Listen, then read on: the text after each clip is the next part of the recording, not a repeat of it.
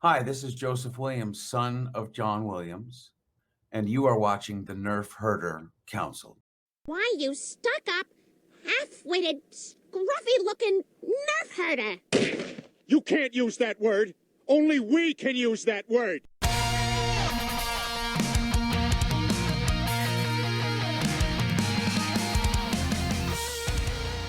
You're tuned in to the Nerf Herder Council, your source for Star Wars opinion, conversation, and debate. Featuring your hosts, JT. I don't care. It's close enough. I'm not here to be accurate, god damn it. I'm here to just say it. AJ. They literally sneak out by hiding a girl under a giant trench coat like a Three Stooges gag. What the f***, Disney Plus? Come on now.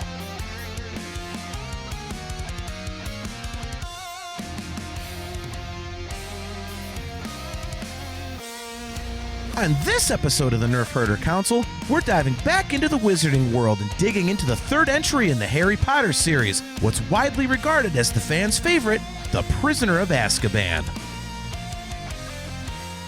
This is the Nerf Herder Council.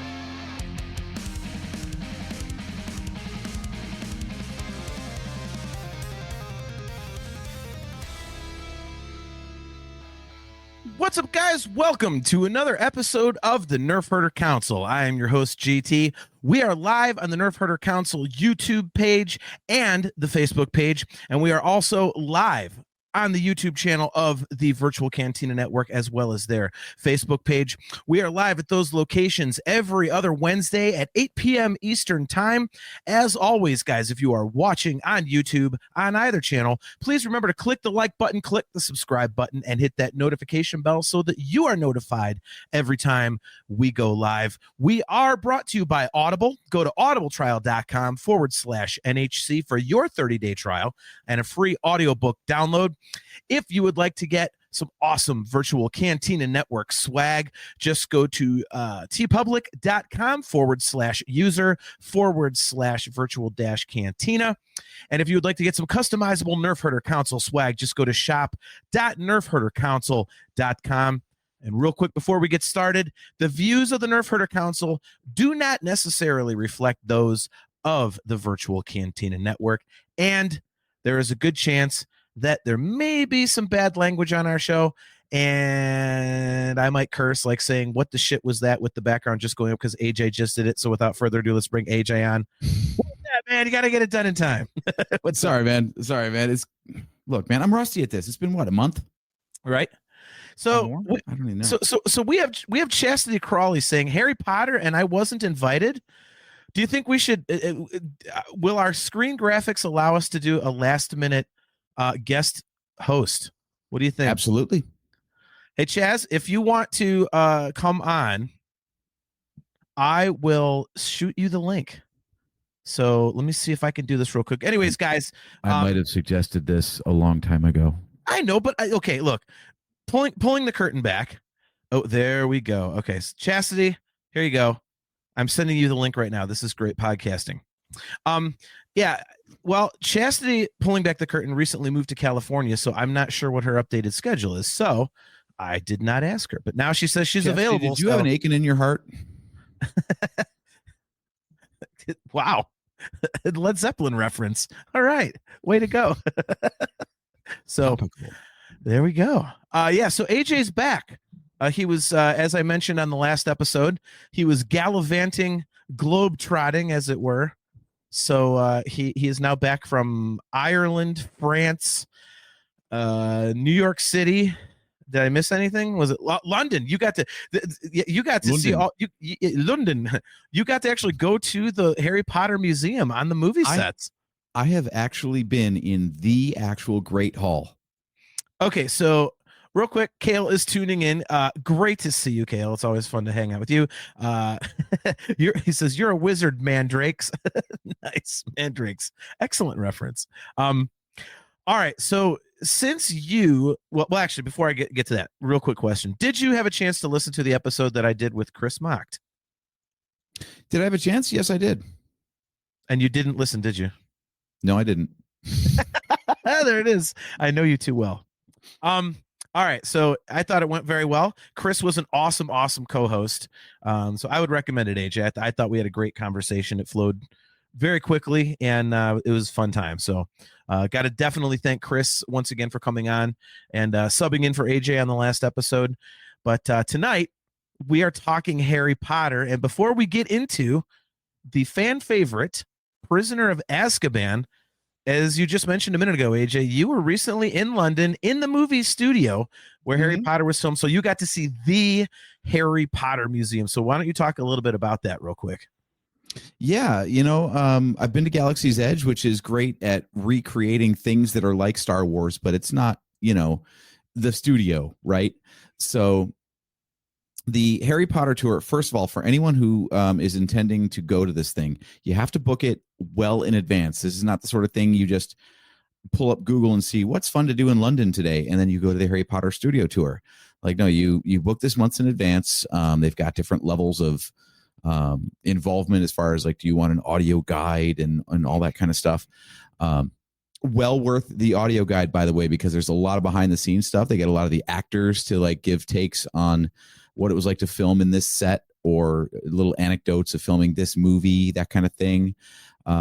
There's live performances too. So as we were, they're currently doing a Tri-Wizard tournament thing for Goblet of Fire. So they have a special set up for Goblet of Fire. And they actually recreated with the original choreographer of the intro to Durmstrang and Beauxbaton.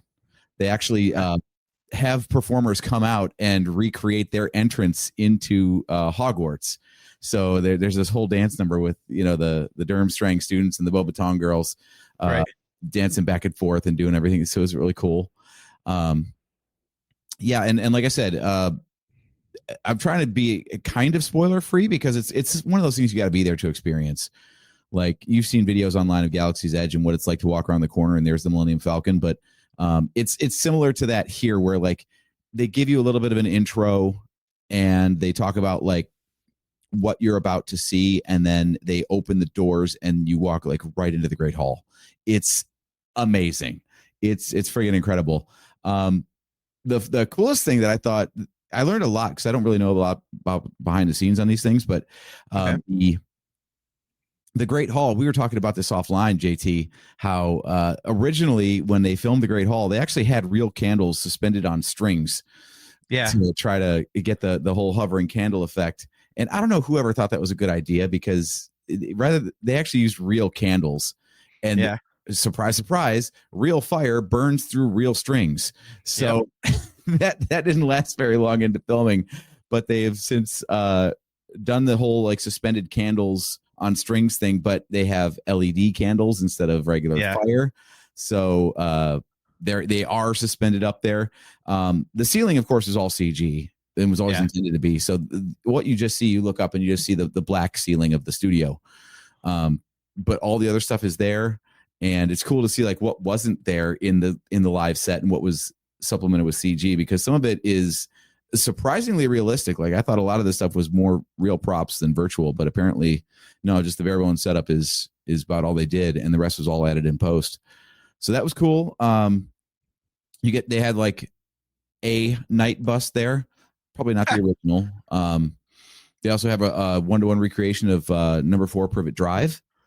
Wow. So Okay. An indoor section with all the sets, and then there's an outdoor section. That's where you get the night bus, and they've done a 1-to-1 recreation of number 4 Privet Drive and number 3 also. So they did the adjoining house just so they could have more of the interior of number 4. So rather than having you walk upstairs to see like Dudley's room and Harry's room, where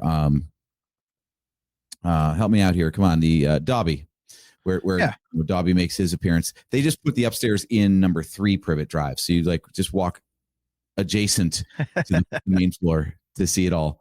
They've got a little bit of the greenhouse out there, so you can actually pull a mandrake and it'll shriek at you. Wow. So that's Okay. really cool. And it's one of only 2 places on the planet where you can get actual butterbeer. You can go to Universal Studios Hollywood, or you can go to the studio tour in London. So I had my butterbeer, and it was just amazing. The thing I didn't realize was that we thought it'd be like, a couple of hours, whatever, not that long. No, we got we got rushed out of there at 5.5 hours because we hadn't allocated enough time. There is so much there. If you're a Harry Potter nerd, this is absolute mecca for you. It's incredible. So, so what you're saying is I have to go to damn London. Yeah. Oh. Yeah, and then you can go around all the Andor and Rogue One filming locations too.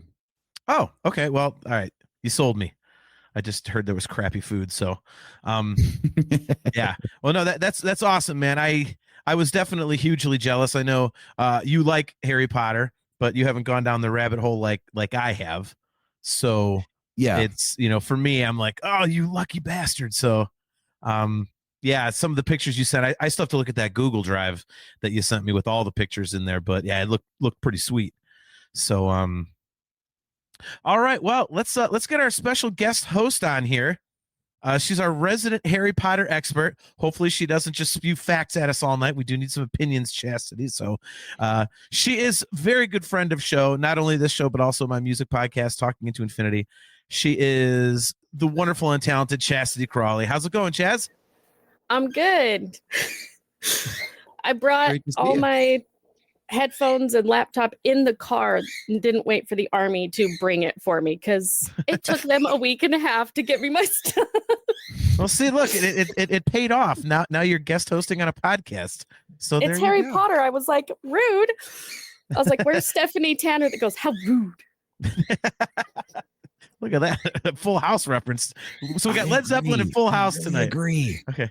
So so full disclosure here. So AJ suggested asking you on. I said I don't know her schedule, so I think So I admit I was fine with you coming on, but I was going to see if you were on tonight, and then if you were, I was like, hey, can you jump on? So worked out beautifully. So I have alarms set for both of these podcasts.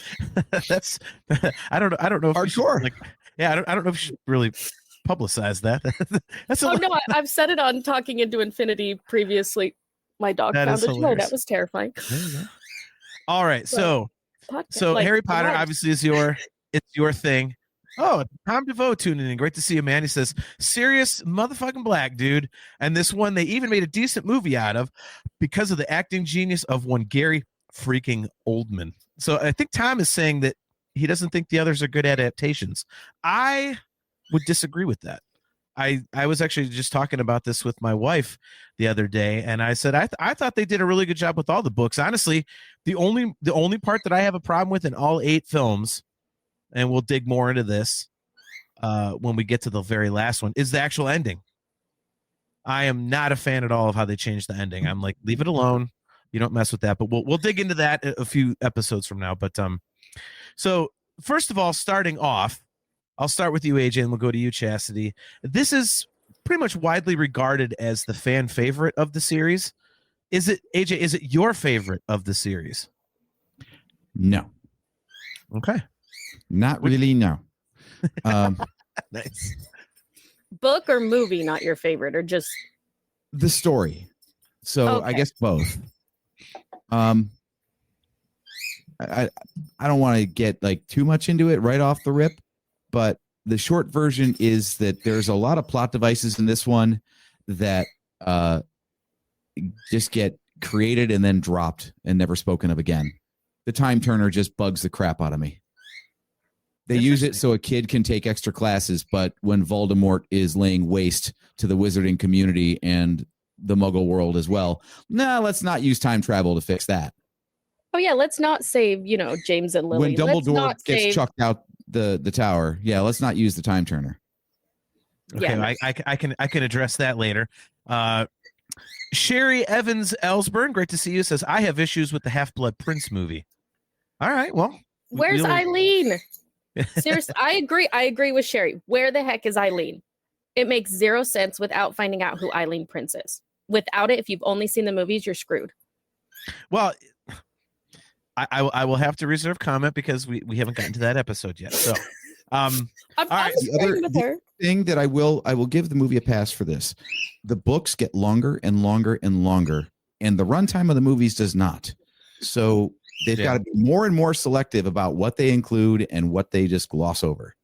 I agree with that.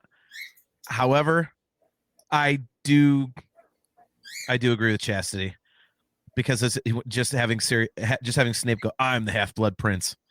Okay, but that's not the thing. That makes it sound like, "Oh, I'm a prince." Like, yeah, but in the book, it's a different thing. So, anyways, all right. So, Chastity, is Prisoner of Azkaban your favorite? That's like asking you to pick a favorite like day that you listen to Van Halen. That would be any day. That's what I'm saying. I'm the one that got checked out of school to see these movies. Like, wow, awesome. So Okay. my mom's like, "Oh, Harry Potter's out. You're not going to school." That's amazing. I was the midnight release. I was the midnight for the books. I was like, so I all of them except for Pieces. Can I pick Pieces I don't like? That's a little bit cheating, but so you can't really nail down a favorite. Okay, interesting. All right. It's really hard to look at it and see how much they cut out from the books. It's like when you take and you cut a circle out of it with like, yeah, they show that with like Order of the Phoenix. There's always the book with the DVD cut out, and that's how much you're missing. Maybe Chamber, because I did a lot like when it came out, so I have the personal connection. Yeah. But all of them. Okay. Yeah. I mean, I've said on the show before, but my favorite is Goblet of Fire. So that one, I mean, it's interesting because it's like right smack in the middle. But I like how it rides that line. Like, it's because I feel like the first 3 books are kind of like still happy. They're still kind of happy-ish and just kind of lighthearted adventure. And then I would say, the back half of the series is definitely dark, and you get into death and more adult themes and stuff. And I think it's cool that Goblet of Fire is right on that line. It's like right where things change.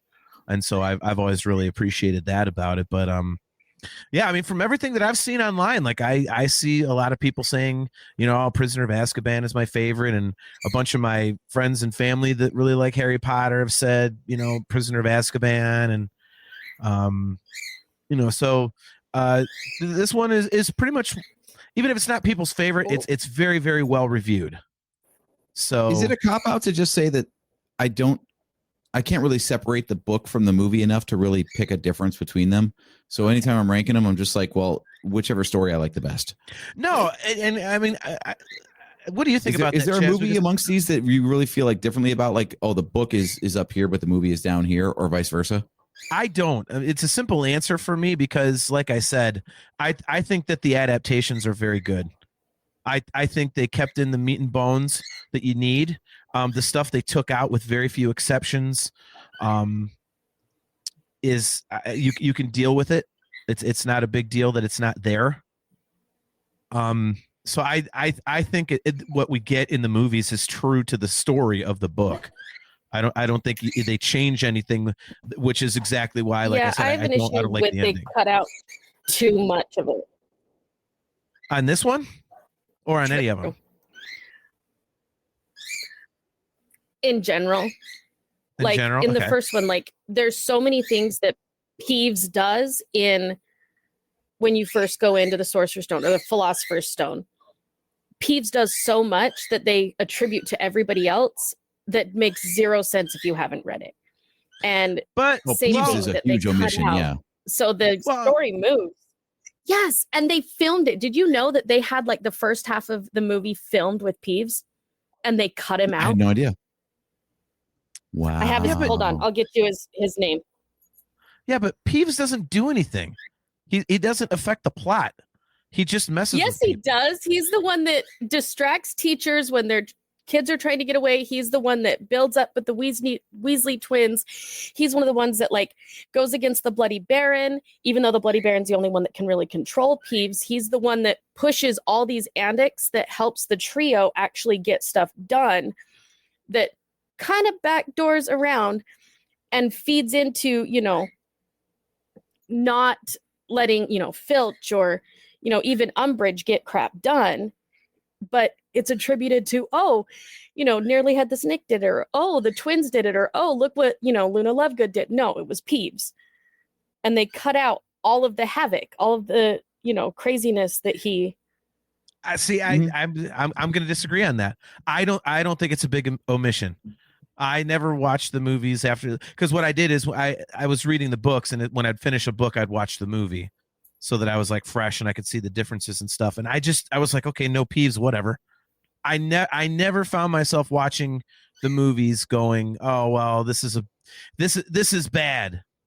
Let me see if I can. Rick Mile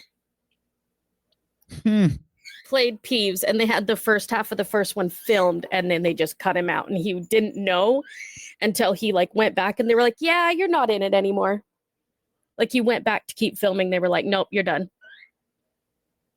They just cut him out, and he'd done it, and he had signed for all 8, and they just decided they didn't need him anymore. I wonder if that's one of the things that'll be added back in the TV series they're developing right now. Have him do it. Get some wonky, overly flexible, person that can get away with it. Yeah. If they do it right, I guess they wouldn't do an entire season per book. That would be 7 seasons, and that doesn't happen anymore, unfortunately. But they should. If they're going to do that, they've got to do it. I mean, if you've got a long-running episodic show, you can include every last thing you want at this point. I really hope that happens. Dude, at this point, we would watch freaking magical paint dry. That's our generation. Let's not talk about the upcoming Harry Potter series, because that will just. I can't wait to not watch that. So. Yeah, me too. My husband's like, don't get into debates about it. Don't get into debates about it. And I was like, you and I have had the debate, and I'm like, I won't unless they bring it up. Yeah, let's no. Other than the fact that if they're going to do something that I think there is room for improvement on. Okay, actually, let's get back to book 3. Let's get back to Prisoner of Azkaban here, in the movie in particular. One thing that has always bugged me about these movies in general, and it's just a product of the time they came out, is it looks every bit like Star Wars Episode 2. This is the height of the let's make it all digital before digital was really ready for prime time. Everything was green screened to death. I feel like at least this movie is where it starts to get better. The first 2 are hard to watch now. That is primitive CGI. I feel like that was ILM's B team working on that stuff. Yeah. Compared to Phantom Menace, which is of the same era and earlier, Phantom Menace, Jar Jar looks great, but then you look at Sorcerer's or Philosopher's Stone and Chamber of Secrets, nowhere near to the same level. I feel like this is the first movie where you could start to look at the CG and go, okay, it's not in the way. Yeah, I would go along with that. I think we talked about it on the previous on previous episodes that it does look like ILM kind of saved their best work for Star Wars with the first couple movies. So Kale does not agree, apparently. He says, no, it doesn't. How the hell does this look like clones? I agree with you, Kale. I don't think it looks like AJ just it's at some point AJ is gonna have to show us on the doll where the CG from Attack of the Clones touched him, because he just won't let that one go. It's got that, you could tell the look of Episode 2 specifically. Episode 3 got better, but Episode 2 was where they first made that conversion to digital cameras, so it was no longer film.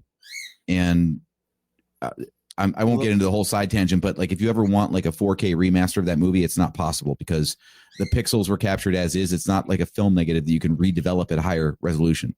So Harry Potter movies are the same way. They are what they are. There can be an AI upscaling, but there's no more raw data to enhance the image outside of what was originally captured. Okay.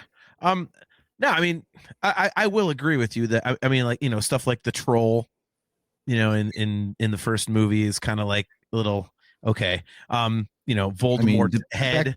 I was gonna say the back of Quirrell's head is a bit rough.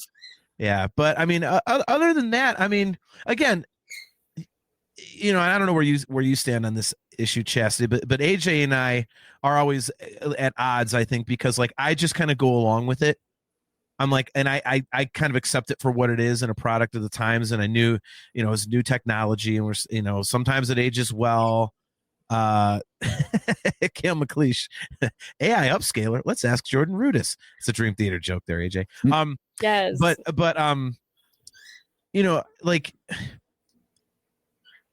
it doesn't bother me because I know that it's new, and sometimes it ages well, sometimes it doesn't, and so I'm okay with that. I like nowadays, if I see crappy CG, then I'm like, okay, come on, we've got the technology now. What the hell are you doing?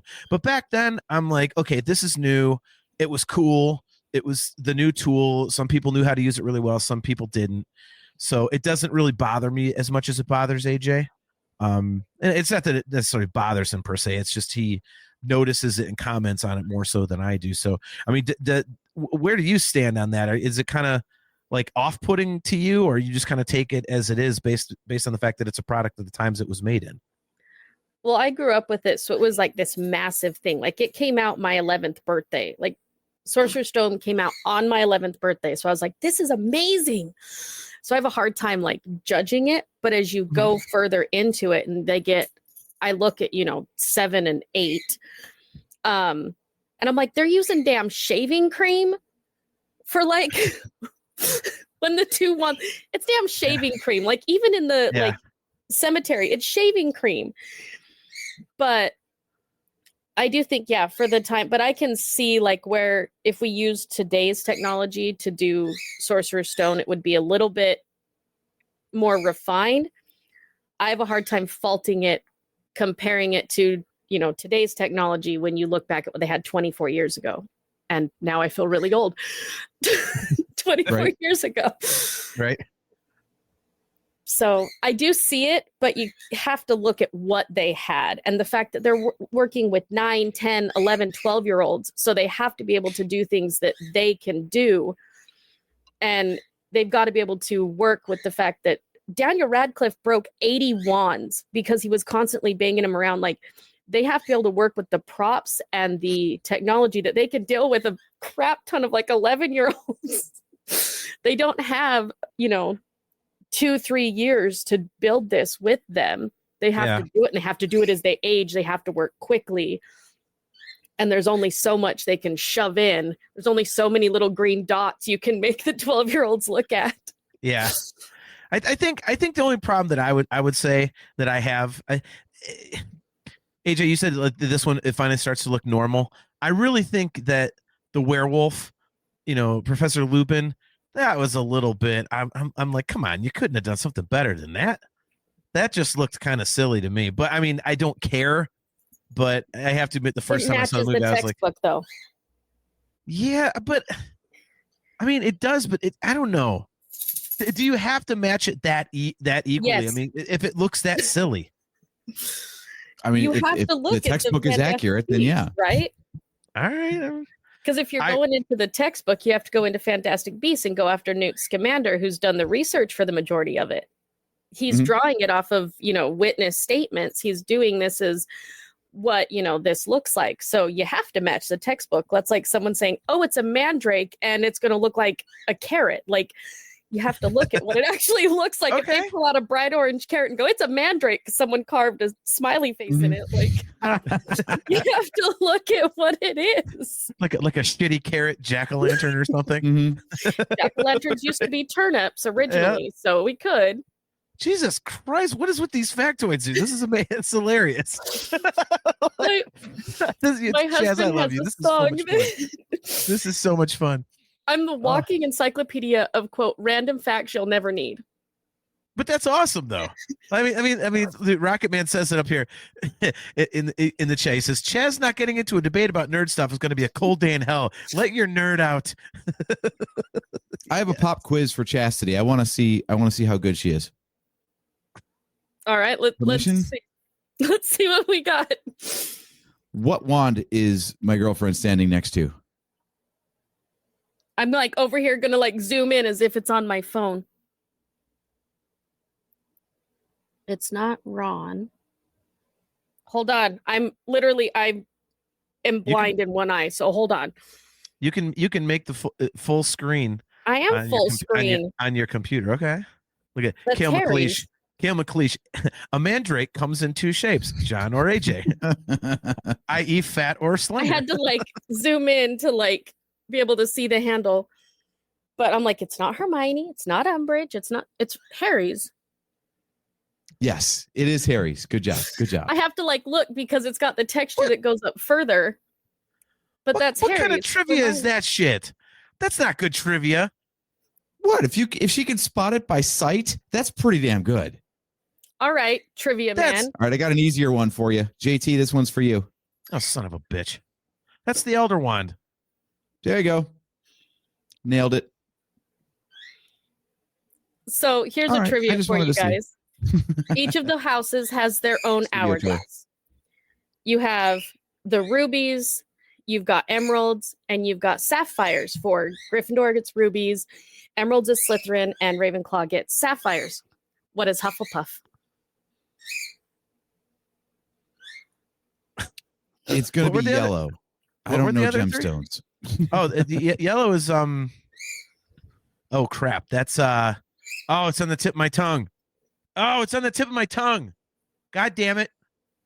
What were the other ones, Chaz? Gryffindor is rubies, Okay. Ravenclaw has sapphires, and Slytherin has emeralds. What the? Okay. What? Oh, what is the hell is the? It's not citron, by the way. I just did a quick Google. No not of Googling. the answer. Not of the Oh, answer, just of I was what like- is yellow gemstone? Oh, I was And, like, no Googling. Yellow sapphire? No. Oh God. Yeah, I know it's not yellow sapphire. I don't know what it is. What is the damn? I can picture it. I can picture it. Twinkies. It's Twinkies. I would. Citrine sounded like it, but isn't topaz yellow as well? Is it topaz?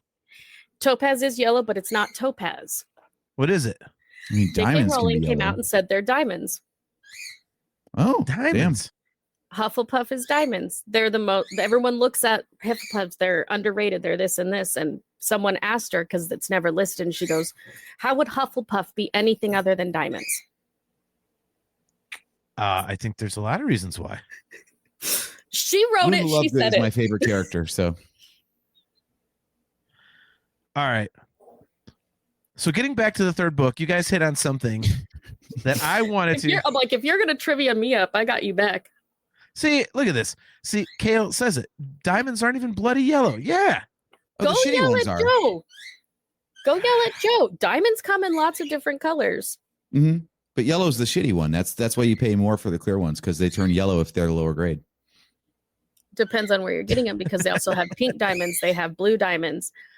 And it's the clarity in the cut, not necessarily the color, if the clarity and cut's high enough. Kale. Blueberries are fucking purple. Yeah, explain What that. the fucking blueberries? What the? The blueberries, you cut them in half, they're green, but when you squish them, they're purple. Who the hell named them? They look blue to me.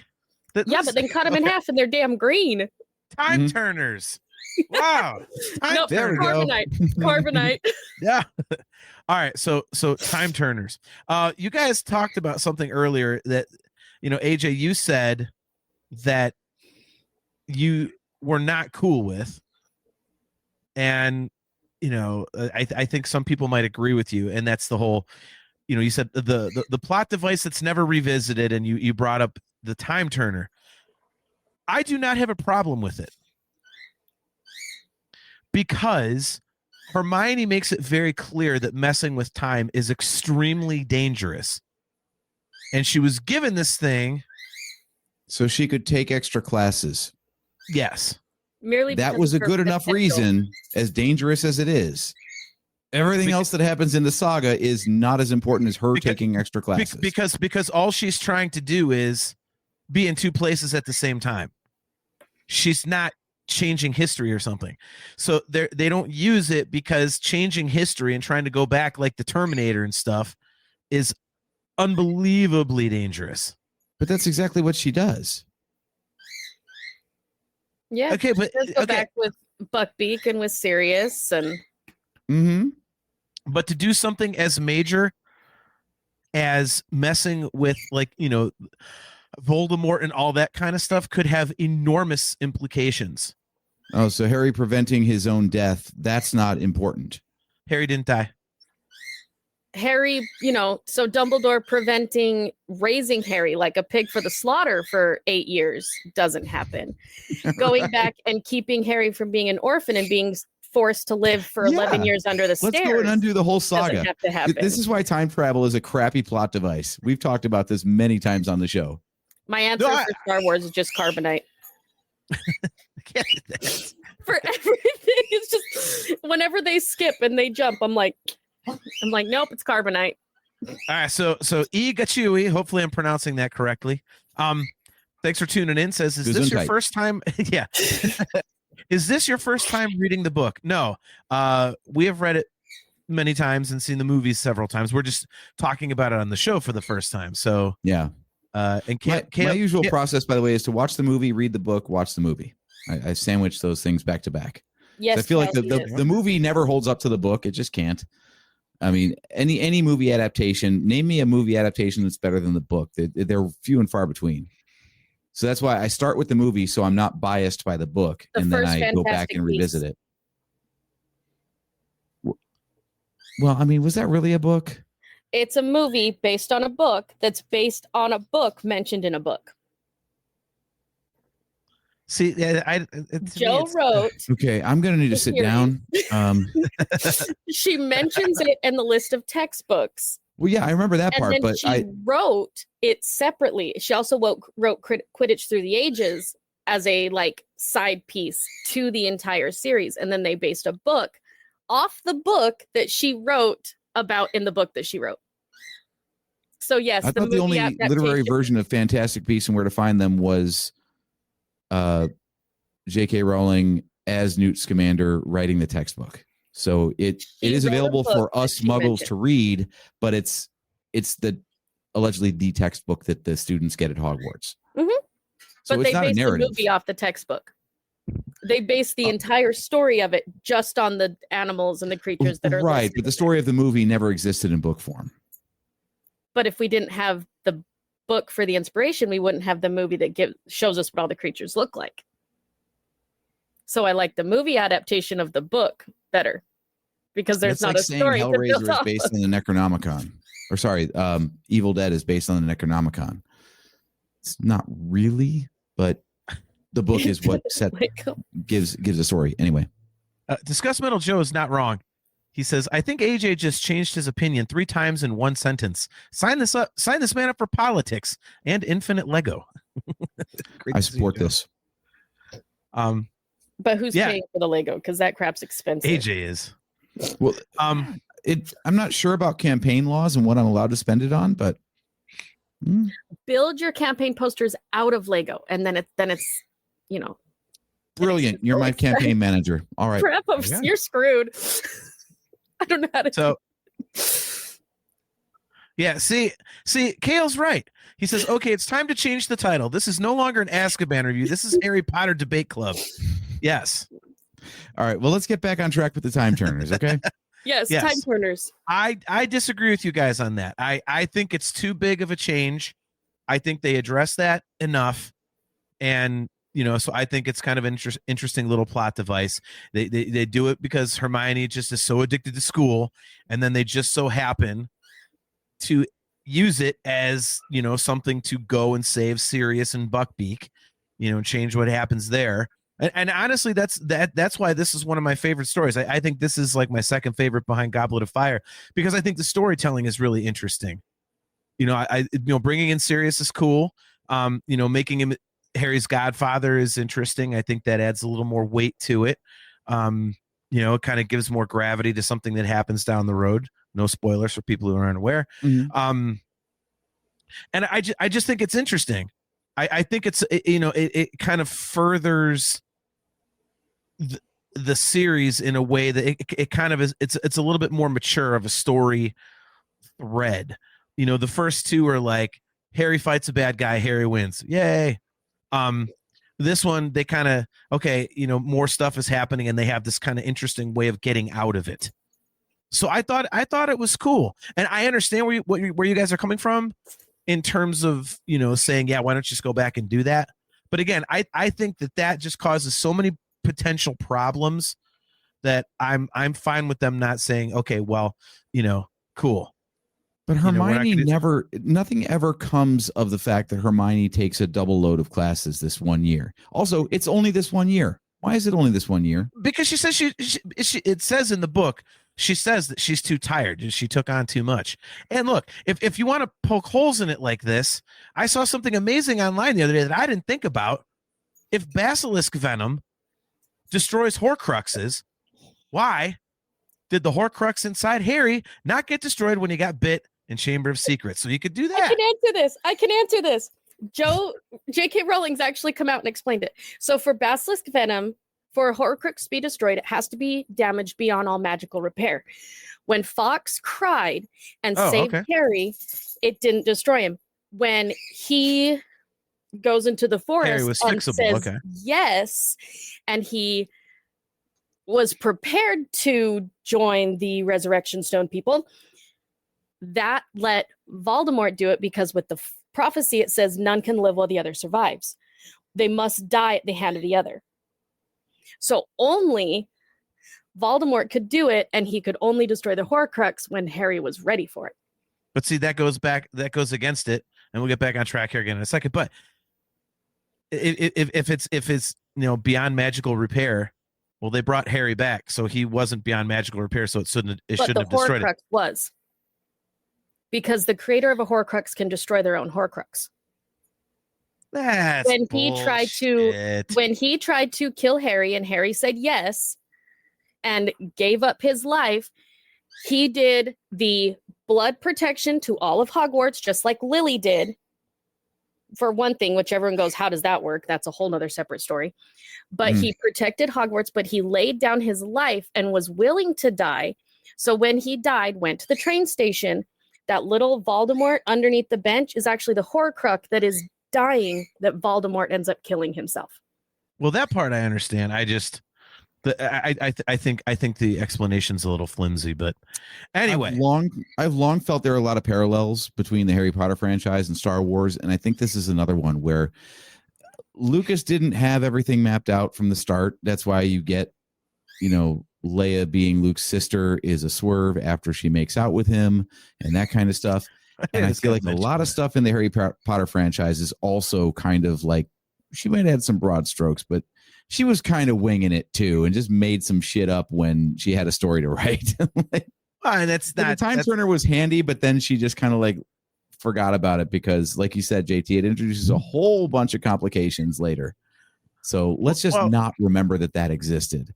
Well, and the rules of Horcruxes, again, like Harry being a Horcrux, I feel like was not in the cards. Horcruxes in general might not have even been in the cards until later in the series. Yeah, he wasn't supposed to be.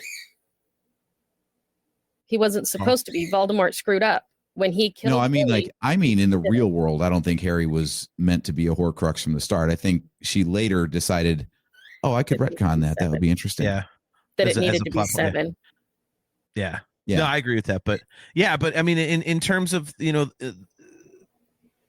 again, the time turner thing, and I like the story. I like what they did with it. I thought it was interesting. I thought it was a more mature kind of direction to take the series in. So I have no problem with it.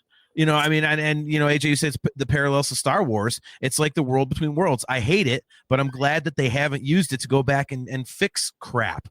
Yeah. So I have this, I don't like the idea of it in Star Wars, because it's a bigger idea. This is just kind of like a thing so Hermione can be more nerdy. My issue is the plot point that goes nowhere. Okay, so we all know Hermione's nerdy and she wants to take extra classes. Okay, but it's not like, she helped Harry save the day in this book because of a class that she was able to take because she used the time turner to be in 2 places at once. Nothing ever came of her taking this extra class load. It didn't come up in later books or anything. It was just a bridge to nowhere. You heard the device called Chekhov's gun? Like, if you introduce a plot device, you must pay it off. So if this whole double load of classes that she took was important enough to be the focal point of some of these story beats, it needs to have a reason. And there was never a reason. But they do bring up some of the extra classes she took in the 7th. They talk about her taking ancient runes and being able to help figure out what the Deathly Hallows symbol is because of ancient runes that she took in year 3. Okay. I'll give that one credit then. I So do stand that's corrected, one though. class, because they do say it's a rather woolly subject. Now, ancient runes is a fascinating class because she talks about how divination is a rather woolly subject. Yes. Let's talk about that. Chastity, what is your take on the fact that Hermione fucking hates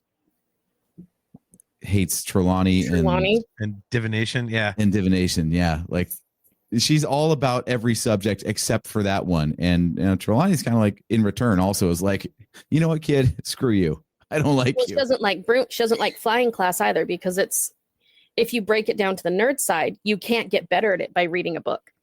Mm-hmm. She hated flying class with Madam Hooch because you can't get, it says in the book, this is not a class that you can get better by reading.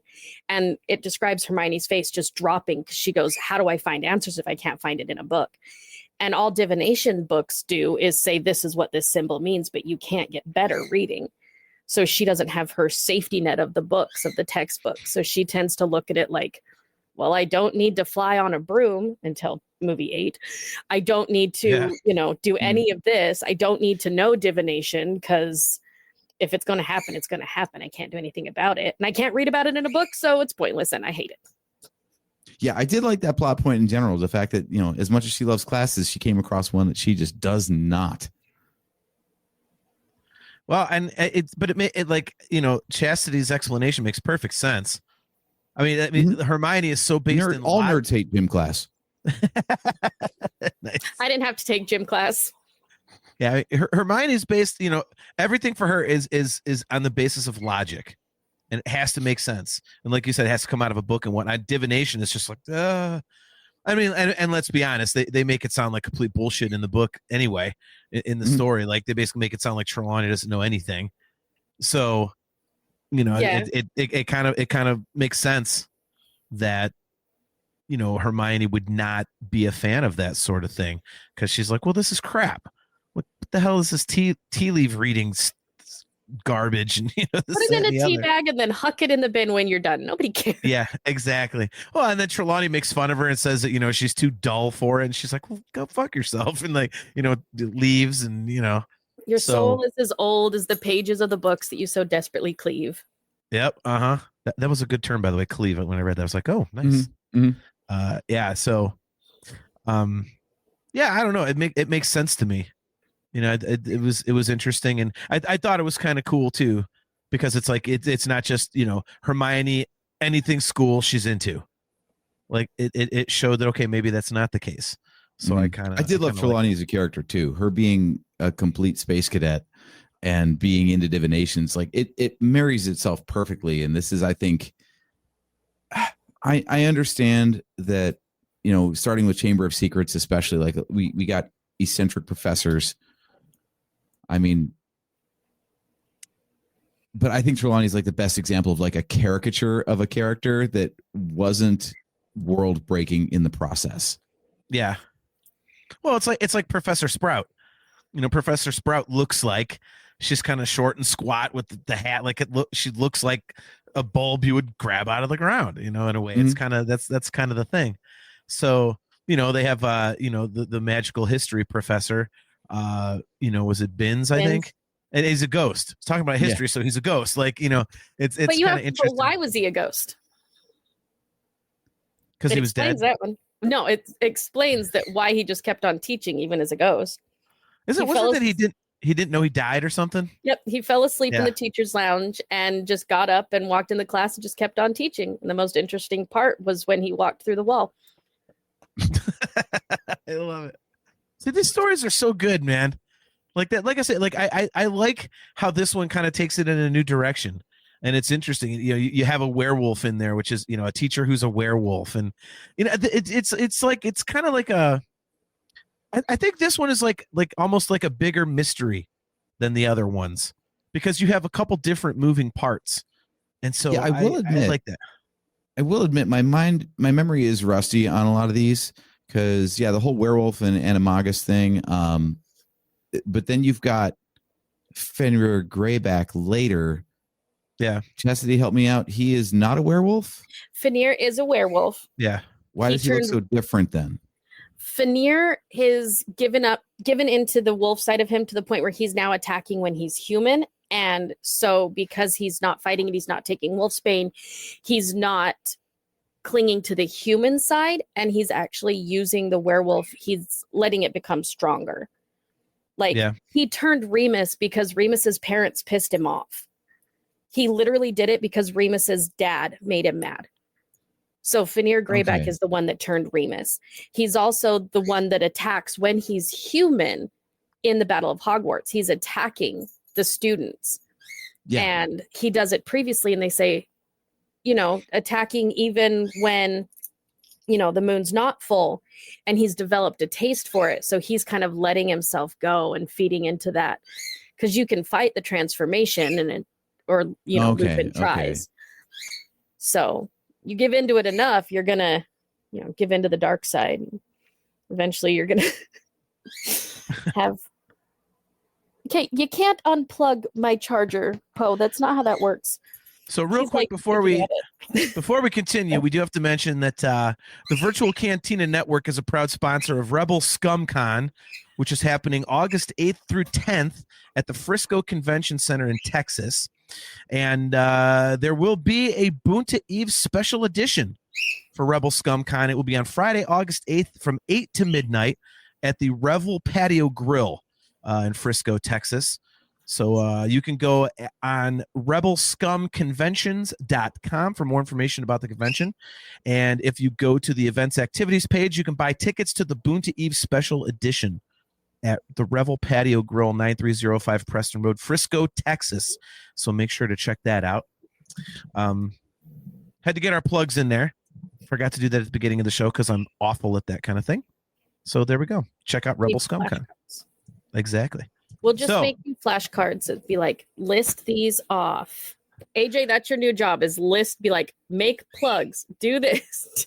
So you just hold it up before you start, be like, come here, JT, get your thing. Well, I did remember the whole, you know, we might swear. Yeah, I remember the disclaimers before I even brought AJ on, so that was good. So I was impressed. That was really good. Yeah, I figure I blow it every time, so I might as well just get it out of the way, kind of shock everyone. It is actually shocking, but good job. So, thank you. So back to Prisoner of Azkaban. Yeah. So I think this is a mature story. You know, I like the werewolf aspect of it. I think that's cool. The whole, you know, the plot twist where, you know, Sirius Black's actually not only a good guy, but also Harry Potter's godfather. What did you guys think about that? I've seen some people kind of comment that that's a little too Luke Skywalker, Darth Vader-ish for their taste.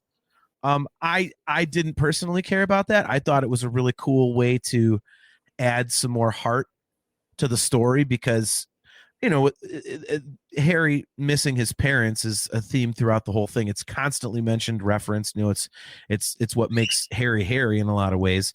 So I thought that bringing in an actual kind of, you know, even though it's not blood relation, you know, an actual kind of family member for Harry, I thought bringing that into the storyline was really, really cool. I liked how it raised the emotional stakes of the series. Where do you guys stand on that? Chastity, why don't you start us off?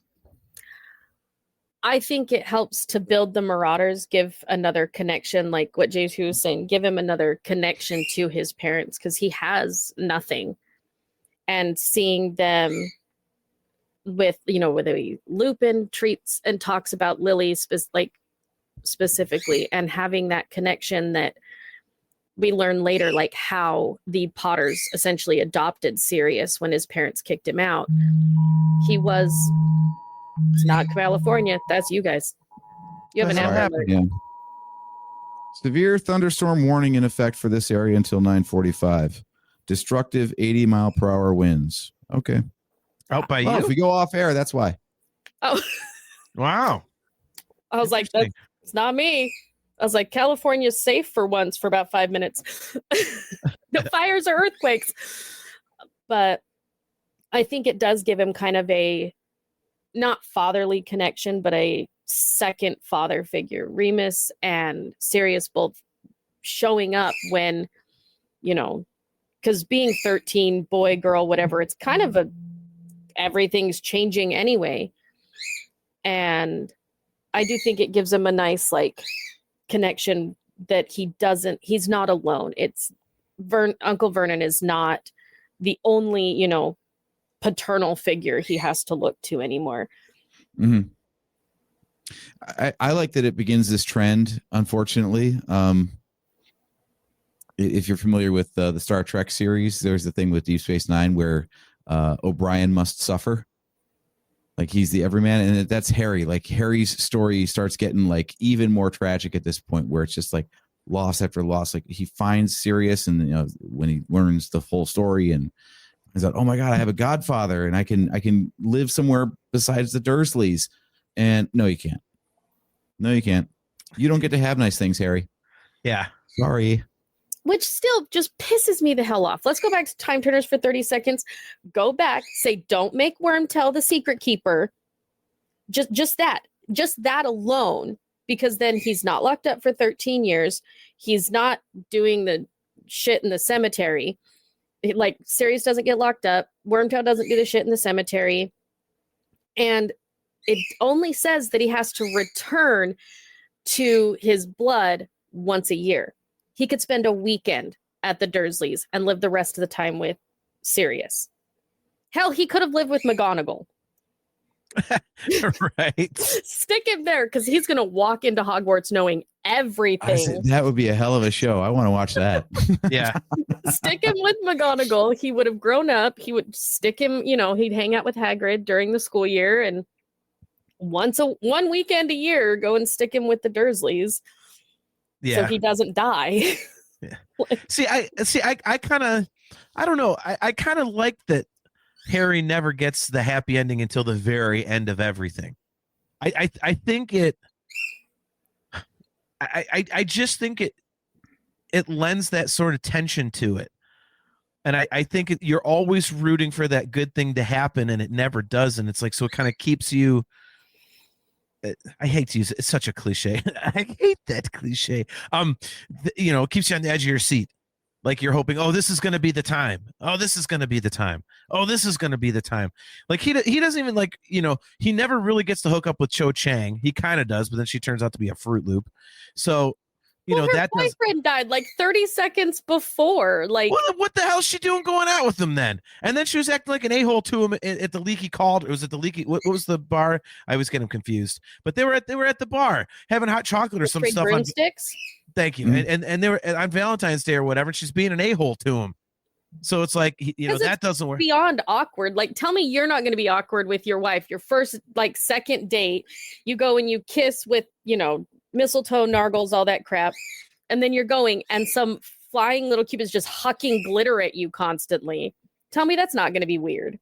She was weird. Okay, I'm going to side with JT on this one. Having tried to date somebody who was way too recently out of a previous relationship and all the craziness that went on because of it.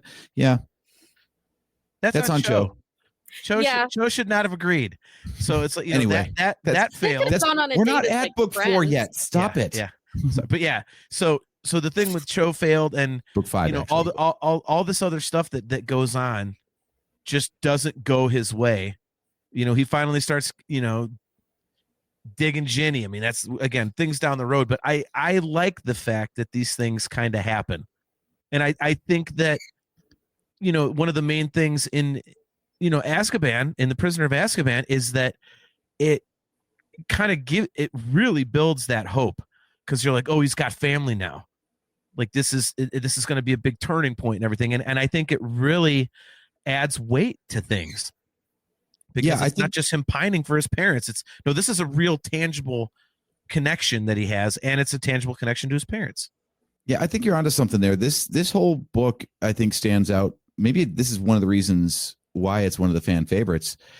It's the first one that really every book broadens the scope of the wizarding world, but this is the one where it really feels like, all right, we're building towards bigger things now. Like the first two were kind of like standalone adventures, Yes. And then this one is the first time where it's like, okay, now we're going somewhere with this. We know that this has legs, and this is just a chapter in a larger story, and it's not so much its own standalone story, but in a good way. It doesn't feel like incomplete on its own, but it absolutely has an ending that says tune in for the next one. Otherwise, This one, you're not getting the full product if you don't come back. Yeah. No, I completely agree with that. You're breaking up a little, by the way. Is it raining there finally, or is it really bad? I don't know. I had to block all my windows because it's still light out. So I have all the curtains drawn. Otherwise, you wouldn't even see my background. I have my big window open because I'm not paying 40 cents a day to have my lights on constantly. So I just turned them on for this. For 40 cents a day, you can keep your lights on constantly. Yeah. California's so expensive. I cannot even imagine. Yeah, AJ, you're breaking up a bit, so hopefully you don't drop out. But if you do, then Chaz and I we can keep everything rolling. So yeah, I agree with you, AJ. I think that's a great way to describe the book in saying that, it is like a standalone story, but the ending lets you know, like, hey, yeah, something's on the horizon, like something that goes beyond just, again, like the kids having an adventure. So I think that's, one of the best aspects of it is that you really start getting the furthering of a larger narrative. Whereas, like you said, with, the Sorcerer's Stone or the Philosopher's Stone, depending on where you're listening, and Chamber of Secrets, it's just like you said, kind of like a standalone adventure. It's like Harry learning about magic and he beats the bad guy or whatever, and off we go to the next story. So yeah, I like that about it. I think it's, it I don't know, I don't really have much more to say on that. I really like that aspect of it. I think it's interesting, and again, the whole thing with Sirius just kind of gives you hope. Like, you wonder if things are going to turn around for Harry. So I think that's pretty cool. I want to talk Dementors. Okay. I think that is one of the coolest inventions of the entire saga. It's her manifestation of her depression. It was Dementors or she was done. It's literally the Dementors was how she viewed her own depression. Interesting. All right. See, this is why we have you on, because you got all the behind the scenes deets. We just know the stories. We don't really know all this other cool stuff. Yeah, I love the explanation of like why Harry is so affected by the Dementors when everybody else is not. Yeah. That is one part of the story that I thought was really artful, was how Sirius maintained his sanity and why Harry was so affected. My only small gripe is that I felt like there was going to be more to the chocolate. The fact that every time he got affected by Dementor, like, have some chocolate. I'm like, okay, there's something in the chocolate. There's got to be something. Antioxidants. Yeah, right. Like, well, no. So they've Muggle world. The antioxidants in chocolate help actually boost the like happy chemicals. So especially for women, they have found that at certain times eating chocolate, especially dark chocolate, does help with a chemical imbalance. And if the Dementors are a physical manifestation of her depression and chocolate helps, that would be why she would have that be the anecdote for it. Not anecdote, but like the relief. So if your soul is getting sucked out of your body, apparently the antioxidants in chocolate are the antidote. Well, there is the one thing in the story that I think, and this is, it doesn't have to be in there, but I think it would explain it. All they'd have to do, it's a tiny little PP thing they could put in there. But Madame Pomfrey, like when I was it in this book, Chaz, where Harry's in the bed and like he says like, oh, I think he said like Lupin gave me chocolate, and she says something like, oh, at least he knows his remedies or something. Mm-hmm. Like, so it just mentioning that the actual school nurse says, hey, yeah, this is a thing. Instead of just like, it's like Lupin being like, yeah, not going anywhere for a while, have a Snickers. Like, but that's what I'm saying. Like that single, they drew such attention to it. It seemed like there was going to be more than just, oh, well, chocolate makes people happy, and since you're depressed, that's the cure. Yeah. No, I just think that it's one of those things that I mean, could they explain it a little more? Yes, but is it necessary? No. I mean, because after he does it a few times, it's just like, okay, chocolate helps him feel better. Cool. All right, there's your explanation. We don't have to go any further than that. Like, it's like you kind of You know, chocolate's the answer unless you don't like it, and then you're just wrong. yeah, exactly. It was J.K. Rowling just being like, I love chocolate, so I'm writing it in as the ultimate, medicinal cure for everything. Like, broke all your bones, just have a lump of chocolate. Here you go. Like, no, you get Skelegro. What? Damn it, Chess, I know that. And it doesn't taste like pumpkin juice, so it's fine. No, it does not. But yeah. Nice reference here from Discuss Metal Joe. He's looking at me, Ray. Stay there, have some chocolate. Nice. Ghostbusters, there we go. Mm-hmm. I don't know. The Dementors I think are a cool. I think it's kind of a cool addition to the story. I think it's like that first kind of harbinger of something sinister. It's where you kind of get you get that first look into, okay, there's something going on outside of Hogwarts and outside of this cute little, trio of friends that's a little more serious, that, no pun intended, than we've come to see so far. Obviously they're talking about, Sirius Black is a killer and, wizard prison, but okay.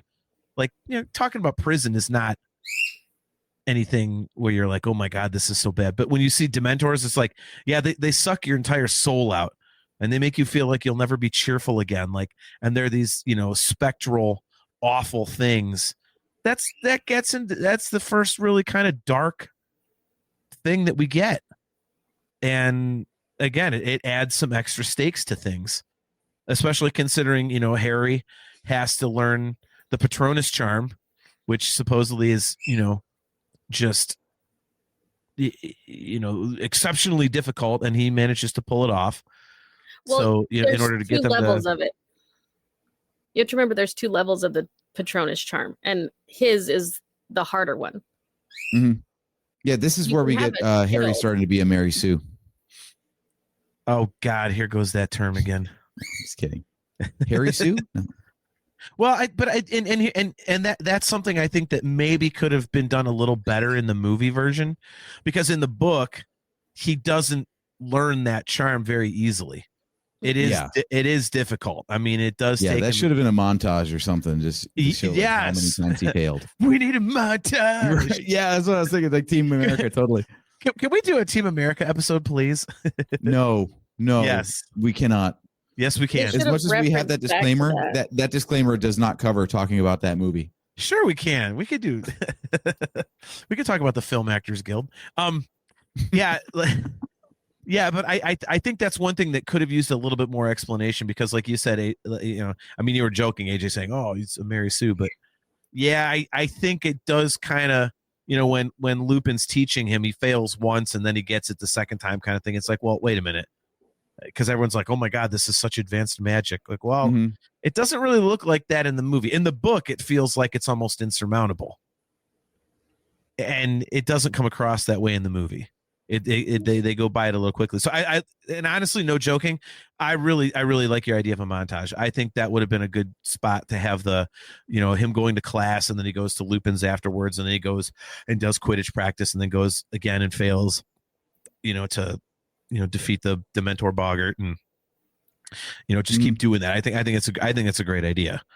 Okay, so we brought up a few times now about how much had to be adjusted or cut out of the movie just because of the length of the book. So, question to both of you: what would you change about the movie adaptation? Like, are there scenes that you would add back in, and if so, then your runtime is fixed. So, what would you cut from the movie? I think Chastity would have better ideas than I would. Again, for me, I think making it look a little more challenging, like I just said, making it look a little more challenging to learn the Patronus charm, I think makes it a little more powerful when he finally does nail it, when, they go and do the whole time turner thing. Otherwise, because to me, it just looked like, okay, well, he got it, so he just went and did the Patronus charm. Whereas in the book, it really felt like that was the, that was like pretty much the first time he did it properly, like big time. So I think that's a big point that I think should have been more emphasized. Other than that, I think they did a really good job with this one, honestly. To your point, they only have a certain runtime. And again, I think this applies to all the movies. I don't look at anything in any of them and say, well, there's something glaring that's missing. It's not like you're watching The Hobbit and they just, took like this absolutely legendary book and just made up completely brand new characters just to, for some ungodly reason no one can fathom. It's just, we got to make the movie more cool and robot. Like, no, stop. Well, that's the opposite problem where they had to pad out because they didn't have enough story to work with. No, okay. Whole nother episode, different topic. But that was because the reason they did that, I'm learning this because I watched a program about it recently. The success of the Lord of the Rings movies was so immense that rather than just doing like one movie for The Hobbit, they said, okay, make it 2. And then the studio came in at the last minute and said, no, you're doing 3. And they were like, excuse me. So anyway, you're right. But I mean, so it is in reverse, but I think, what I'm saying is that it's like that changes things to where you're like, what the hell is this? Whereas I don't get that from any of the Harry Potter movies where comparing the movie to the book. So Chastity, specifically with this one, then same question. Yeah. Is there something that you feel like got ditched for the sake of runtime that should have been in there? And if so, what would you have streamlined or cut out of what we got? I wanted Firenze put in. Because they introduced Trelawney. She plays a huge part later. And we don't meet Firenze, which balances out the Trelawney divination thing.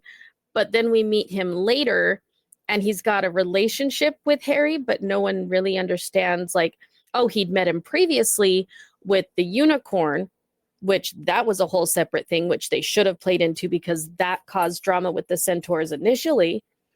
So we've got the drama with the unicorn. We've got, the fact that now he's teaching the students.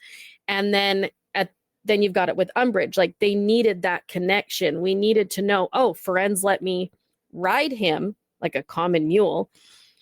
And then he comes in and he teaches. And so he becomes a more trusted figure. So the centaurs aren't viewed as scary as they're led to believe when the trio sees him in the forest with Umbridge. I wanted that connection. I wanted him to ride him at the beginning, and I wanted Firenze back in to actually show them, the non-woolly side of it.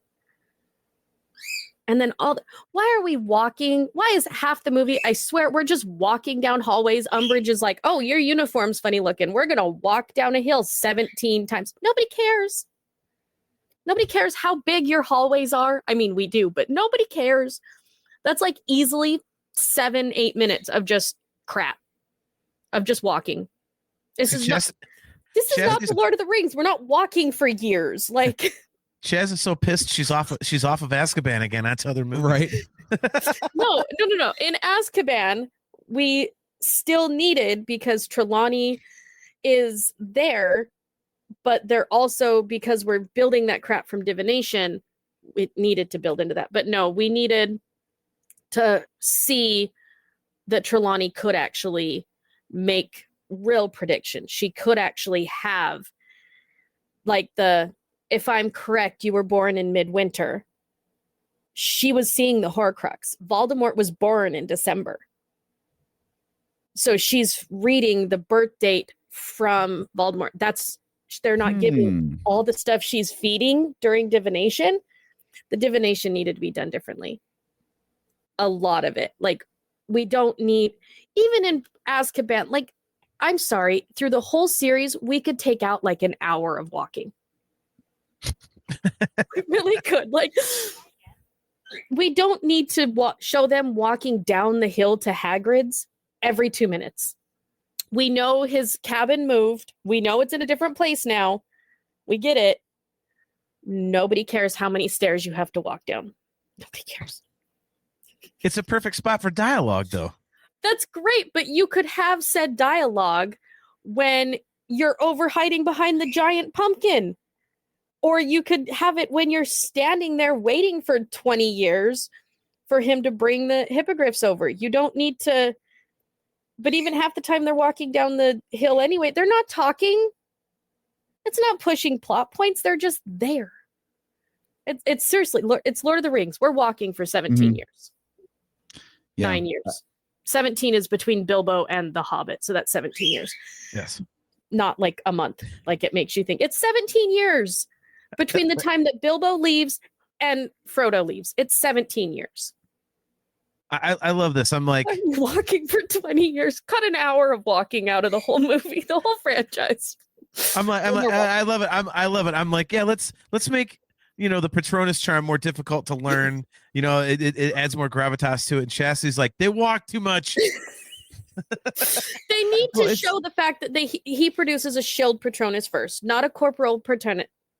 Excuse me, not like a fully formed, like corporal Patronus, because that takes a lot. There are adult witches and wizards that can't do it, but they need to show more than a millisecond of him having a shield Patronus, because he does it once and then he does it again later on the lake, but then he gets the fully formed. But they need to show that he hits the shield repeatedly.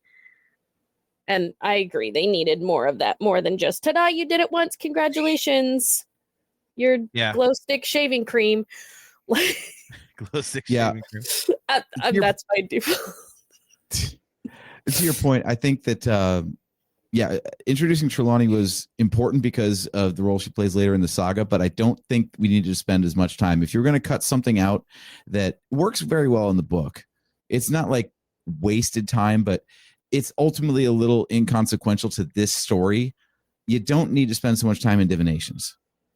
Like, you really could have glossed over most of the divinations class. Like, yes, we get that Hermione doesn't like it and Trelawney doesn't like her, but except for the one prediction that she gets right when she's basically possessed, there's not a whole lot of that plot line that matters to this particular story. I think that's where you find time to harp more on the difficulty of summoning a Patronus.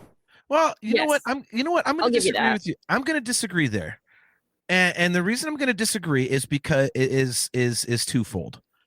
Number one, if they cut out a bunch of the divination at the point when they run in, he goes back to Trelawney with the glass ball. Crystal ball, thank you.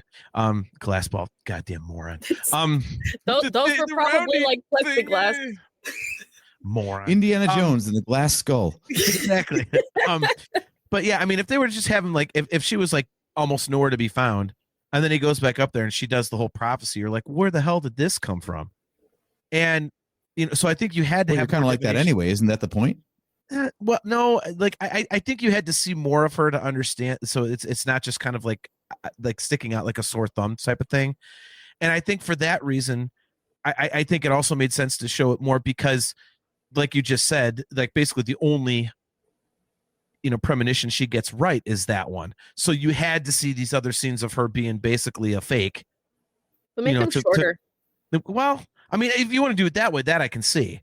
But I think that you definitely can. I think it's necessary to kind of show her being somewhat fraudulent, so that when she actually gets one right, it has more importance.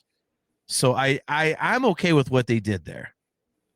So because I think her getting that right and the importance of because let's face it, that is a very, very important plot point, because it sounds like she's talking about Sirius getting back together with Voldemort or something, because everyone's talking about how he's a Death Eater and he was one of the biggest supporters, whatever. So that's kind of important, because it's another thing trying to throw you off of the trail until you see how the whole thing plays out at the end. You go back and listen and look at it. Oh, he was talking about Peter Pettigrew. Yep. So, yeah. Discuss Metal Joe says, is Professor Trelawney actually faking it? She gets lucky once, or is she less competent at her craft? She gets lucky more than once. Yes. Lucky. Because you have the prophecy, you have the, master and servant reunite, and you've got her tapping into the Horcrux. So she's got it happening more than once. She's just filling time. It's like a fluff class. Yeah, pretty much. I do love this though. Kale's comment. See, funny thing is, my birthday being at the end of July in winter because of the Southern Hemisphere, I never got her seeing the Horcrux. But she's so. Oh, those if you Australians. look at where it was written for. Like, Yeah, it's set in Scotland. Yeah. So midwinter for Scotland is December. Mm-hmm. Mm-hmm. So you gotta live. Give our non-Australian winters in the when it's dark for us. You gotta give us a little bit. Kale always forgets how far away from normal seasons and shit that he actually is. Like, you don't see. Kale doesn't. I asked him. I was like, "Do you sing I'm Dreaming of a White Christmas?" Because it's summer. Christmas is summer for him. Mm-hmm. That hurts my brain. I don't know how I would deal with not having snow for Christmas. So That'd be. I'm dreaming of a heat wave Christmas. Santa Claus is just wearing like shorts and like a white like beater. a Hawaii. Yeah. With the hat. He has to have like a red baseball cap with like the little like palm on it. Mm-hmm. It's a red sweatband. Yeah. That's all it is. Because he can't. The whole hat is just way too hot. Kel, we love you so much. We're just none of us understand. Right. Your country is weird. Your toilets flush backwards. It's weird. Yeah. It's a little strange. That's all right. Kel and I had a conversation about like weird city names, and no, I think Utah can, one for one kind of fight with Australia on our weird names. So it's all right. He makes fun of me. I can mock his weather. It's fine. There we go. Utah is the American Australia. Just with names. Yeah. Just with names. I mean, Moab is not even a word, so yeah. Okay. Figure out how this one's pronounced. T as in Tom, Oole. Toel. What about you, AJ? Something similar. Kale's got it. Tuel? Tooele. Sure. And that's Why the not? easy one. So yeah, Look, I just spent a week and a half in France, okay? So don't come to me with your boy, that doesn't sound like it's spelled kind of bullshit. Yeah. No. English isn't a language anyway, so we're fine. Yeah. No, so book 3 here. Again, I'm trying to keep us somewhat on topic. We advertised we were going to talk about this book. Okay. My dogs have been let out. My husband's texting me, reminding me we have crap, so I'm focused. I can do this. There we go. I do feel like this is definitely, again, because of the length of the book itself, this movie does feel like it's in fast forward the whole time. Like, as much as you say like too much walking, oh my God, even with the walking, it never really slows down. It still just feels like a series of events more than a cohesive plot. Like, if this was written as a movie first, it would have been structured. The story would have been leaner and it would have been structured way better. I feel like trying to adhere as much to the book as they did might have been to the detriment of the movie. Does that make sense? Like, it felt like they had so many scenes to cram in that none of them had space to breathe, like, as a movie. Okay, see, now I don't know what the page counts are. I could Google that, but like the first book on audio is a hair under 8 hours long. This one is 20. Well, yeah, they get long. The same runtime as a movie. So Order of the Phoenix is the longest, by the way. Run that. I thought it was in terms of the movie or page count in the book, because I thought Goblet of Fire was the biggest one. It's got it beat by. If you sit them next to each other, like, you can go like this, and it's like just enough difference. Okay. That's why there's a joke that says if someone does something wrong, you hit them with something big, and it says the Harry Potter joke is, but not with the Order of the Phoenix, something smaller like a refrigerator. Nice. Okay. I thought I read that Goblet of Fire is biggest. Okay. Yeah, AJ, it's hard for me to comment on this one because like 2 pages. Knowing the book, to me, I knew the story. So I think for me anyway, like when you know, like anytime I'm watching a movie adaptation of a novel, it's a little bit different of a kind of a viewing experience for me, because I know what's coming. So it's just me. It's kind of like, okay, like I know what's going to happen. Are they going to portray this in a cool kind of way? Is it going to look good? Is it going to feel right? So the whole pacing of it, I don't really follow as much. I know we talked about a movie on the show recently that we said just was so rushed, and it was just, it wasn't based on a book, and I can't remember what the hell it was, but there are examples of movies out there where you're like, this just flies by these plot points and nothing really sticks. And I don't get that with this one, with Prisoner of Azkaban. But again, it's because of how I watch it. And also it could be because this movie, rewatching it twice in the last couple of days, you know what this kind of feels like to me in terms of like the way that it's laid out? It feels kind of episode 3-ish. You know how I've always said, like, you don't really realize in episode 3 that the last time you see Anakin and Obi-Wan on screen together as friends is like 45 minutes into the movie, and then you've got like, the other 2/3 of the movie is them, off on other adventures or fighting each other. With Azkaban, it's kind of like the halves, if you want to call them halves, are flip-flopped, because to me, they go through the whole Sirius Black thing, and then they're in the Shrieking Shack, blah blah blah. Well, then you figure, like, okay, the story is done. Well, then all of a sudden you've got all the time turner crap, and there's a big chunk of the movie left. So I feel like it's like these two distinct pieces. So I think for that reason, the movie feels very different to me, and it's like it's unique in that aspect. So it's difficult for me to say whether or not it's paced properly or anything, because for me, when I watch these sorts of things, I'm just hoping they hit the important points. Like, I don't want them to cut major things out. I don't want them to change major things. So, and honestly, I think that these books are straightforward enough to where it's not something like, how, like I've bitched on the show a million times about the Dark Tower, how they just absolutely butchered that in terms of story, in terms of casting. This is not like that for me. I think they nailed it. I think they nailed it well. So I'd be interested to know someone's opinion who has only seen the movies, like someone who is not familiar with the books. Like, what would they think of the pacing? I wonder about that too, because this and the Hunger Games, to me, both have this feeling of like the people making it. It's almost like they assume that the entire audience has read the book.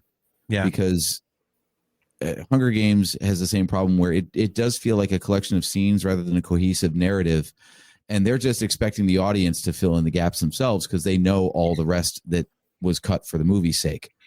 Like the mutts that they explain nothing in the movies. Right, exactly. And like that's what's going on here too, where we're talking about all the stuff that doesn't get included. Like Peeves is completely absent from the entire saga. So sad. Like I love it so much. Yeah, it's like, well, it's fine. It's fine. Or the Weasley diehards know twins he's there. It's fine. Throwing snowballs at the back of Quirrell's turban, and no one gives them credit for the fact that they were enchanting snowballs to bounce off of Voldemort's face. No one talks about that. If they're going to put it together, you're right. If you're going to, if they're going to put random crap in the first one, put the fact that they're throwing snowballs at the back of Quirrell's head. They're hitting Voldemort in the face. Yeah. Oh, by the way, page count for the Order of the Phoenix, 257,045. Goblet of Fire, 190,637. That's word count, by the way. Yeah, not page count. Oh, excuse me. Let me do pages. Order of Phoenix, 870 and then Goblet of Fire is 734. Interesting. Okay. This is why you can't trust AI summaries. I had near, but not the same numbers. So I'm like, I've got them. Those are all in Utah, but I can stack them next to each other. And this is Goblet, and this is, you can slide Goblet underneath the heart of the Order of the Phoenix. Yeah, and there's so many different versions of, like, in print anymore, that it's like it depends on which one you're looking at, I guess. AJ. Yeah. Somebody could have a different version than the ones I have, for example. So I'm looking at the midnight release versions that'll say. Okay, so things that got invented for this movie. This is the way I like to look at this stuff, like especially Harry Potter, is there's always something new added in every story, right? So in this one, we get, Azkaban, we get the Dementors. Which I still try to not call Alcatraz. Right. That's the thing. I love the wordplay. Like everything is very, there's an analog to the real world, but it's just twisted enough to be fun. Like, Dolores Umbridge. Like, yeah, Umbridge is a word. Or, here we have Lupin. Like I love that. It's like an in joke if you're good with language. But yeah, so we've got the Dementors, we've got Azkaban, obviously Sirius Black gets added, Animagus. That's a new thing that gets added to the lore. Patronus, like all these things get invented that are just new to the entire wizarding world at this point. So I think that might be a sticking point for some. Like you want to expand the world, but it might be a bridge too far. For me personally, not the case. I thought it was a lot of fun, and I thought a lot of it just tracked with the wizarding world. What did you guys think? Of all the things that were first introduced in this book, what was your favorite? I will let you go first, Chaz. That means JT needs more time to think. No, I've started out the last couple times.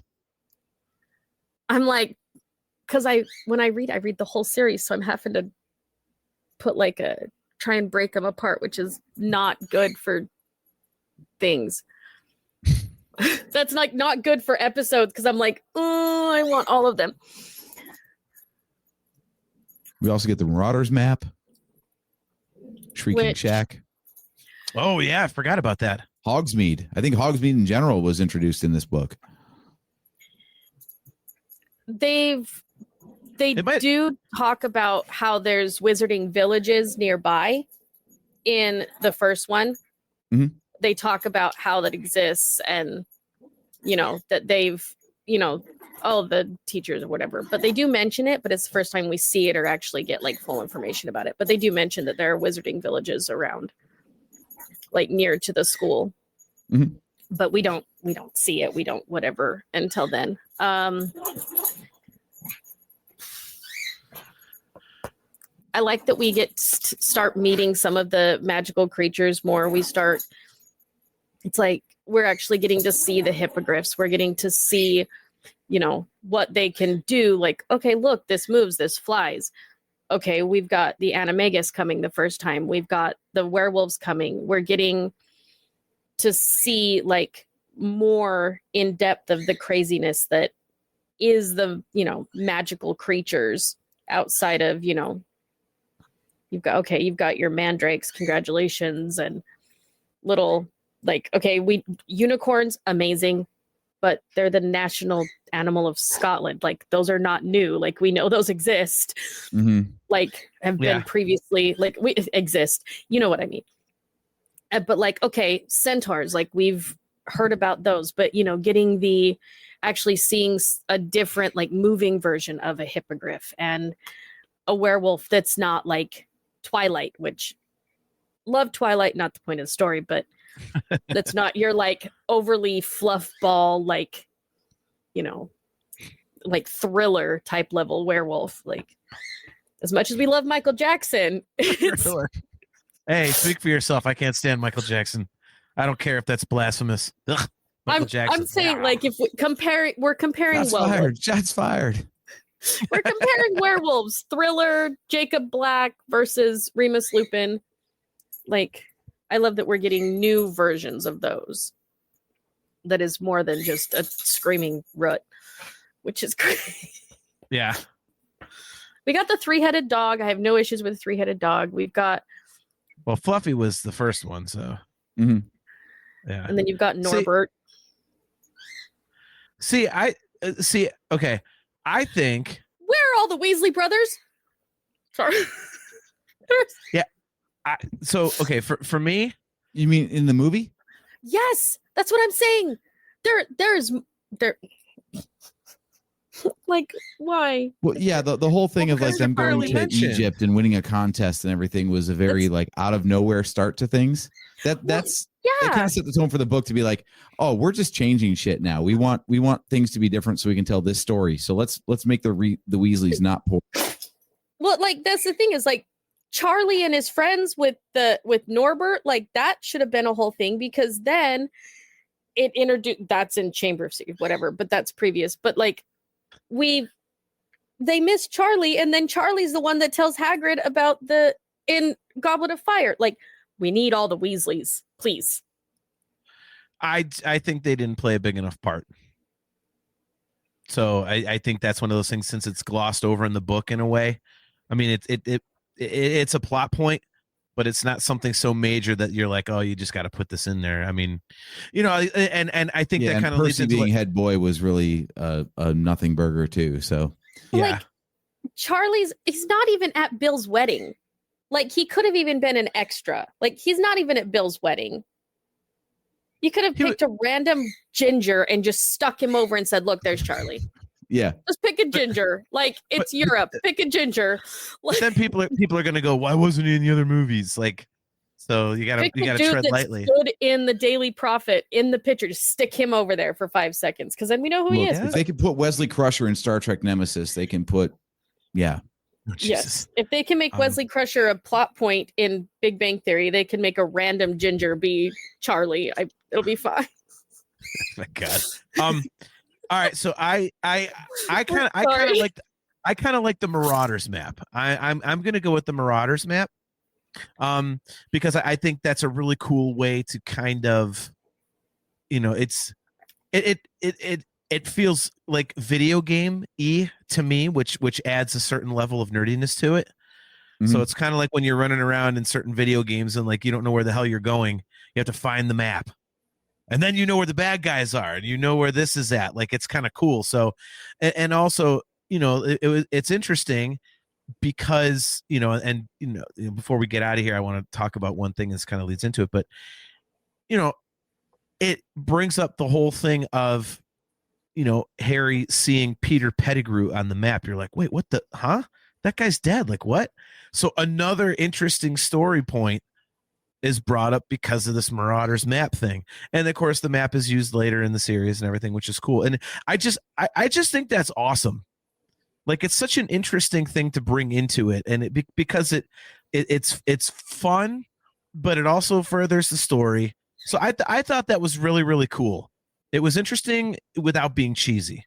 So I like the way you said video gamey because introducing the Marauders map to me was like he gets the invisibility cloak and now he's got the Marauders map. It just seems like he's like accumulating objects like in a video game where you like level up or like Legend of Zelda where you get like a new item and you're like, oh, how are you going to use this later? Like I felt like by the time the series wrapped up, he'd have like this not arsenal but inventory, and like how can we use these things kind of a thing.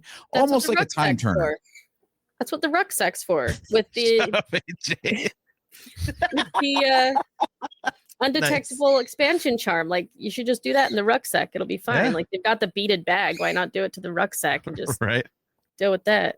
Yeah, no, I just thought, and you're right, AJ. The whole series kind of goes on. Like, he first acquires the invisibility cloak, and then, he upgrades his broom a couple times. Yeah, and now, so in this one he's got the Marauders map, and how many times does he upgrade his broom? I think it's twice, isn't it? Because he's got that first one, and then he gets 2000 that McGonagall buys him. McGonagall buys him. That one gets destroyed by the Whomping Willow in Azkaban, and then obviously Sirius buys him the Firebolt. The Firebolt. So so that was but and before we get out of here, where's the second upgrade? Yeah. Well, I mean, getting one, I guess, counts as an upgrade. Getting one. I don't know. Yeah. But I mean, before we get out of here, I did want to mention one more thing that I thought was really cool. I really liked the Peter Pettigrew angle, and I liked how they made Scabbers Peter Pettigrew.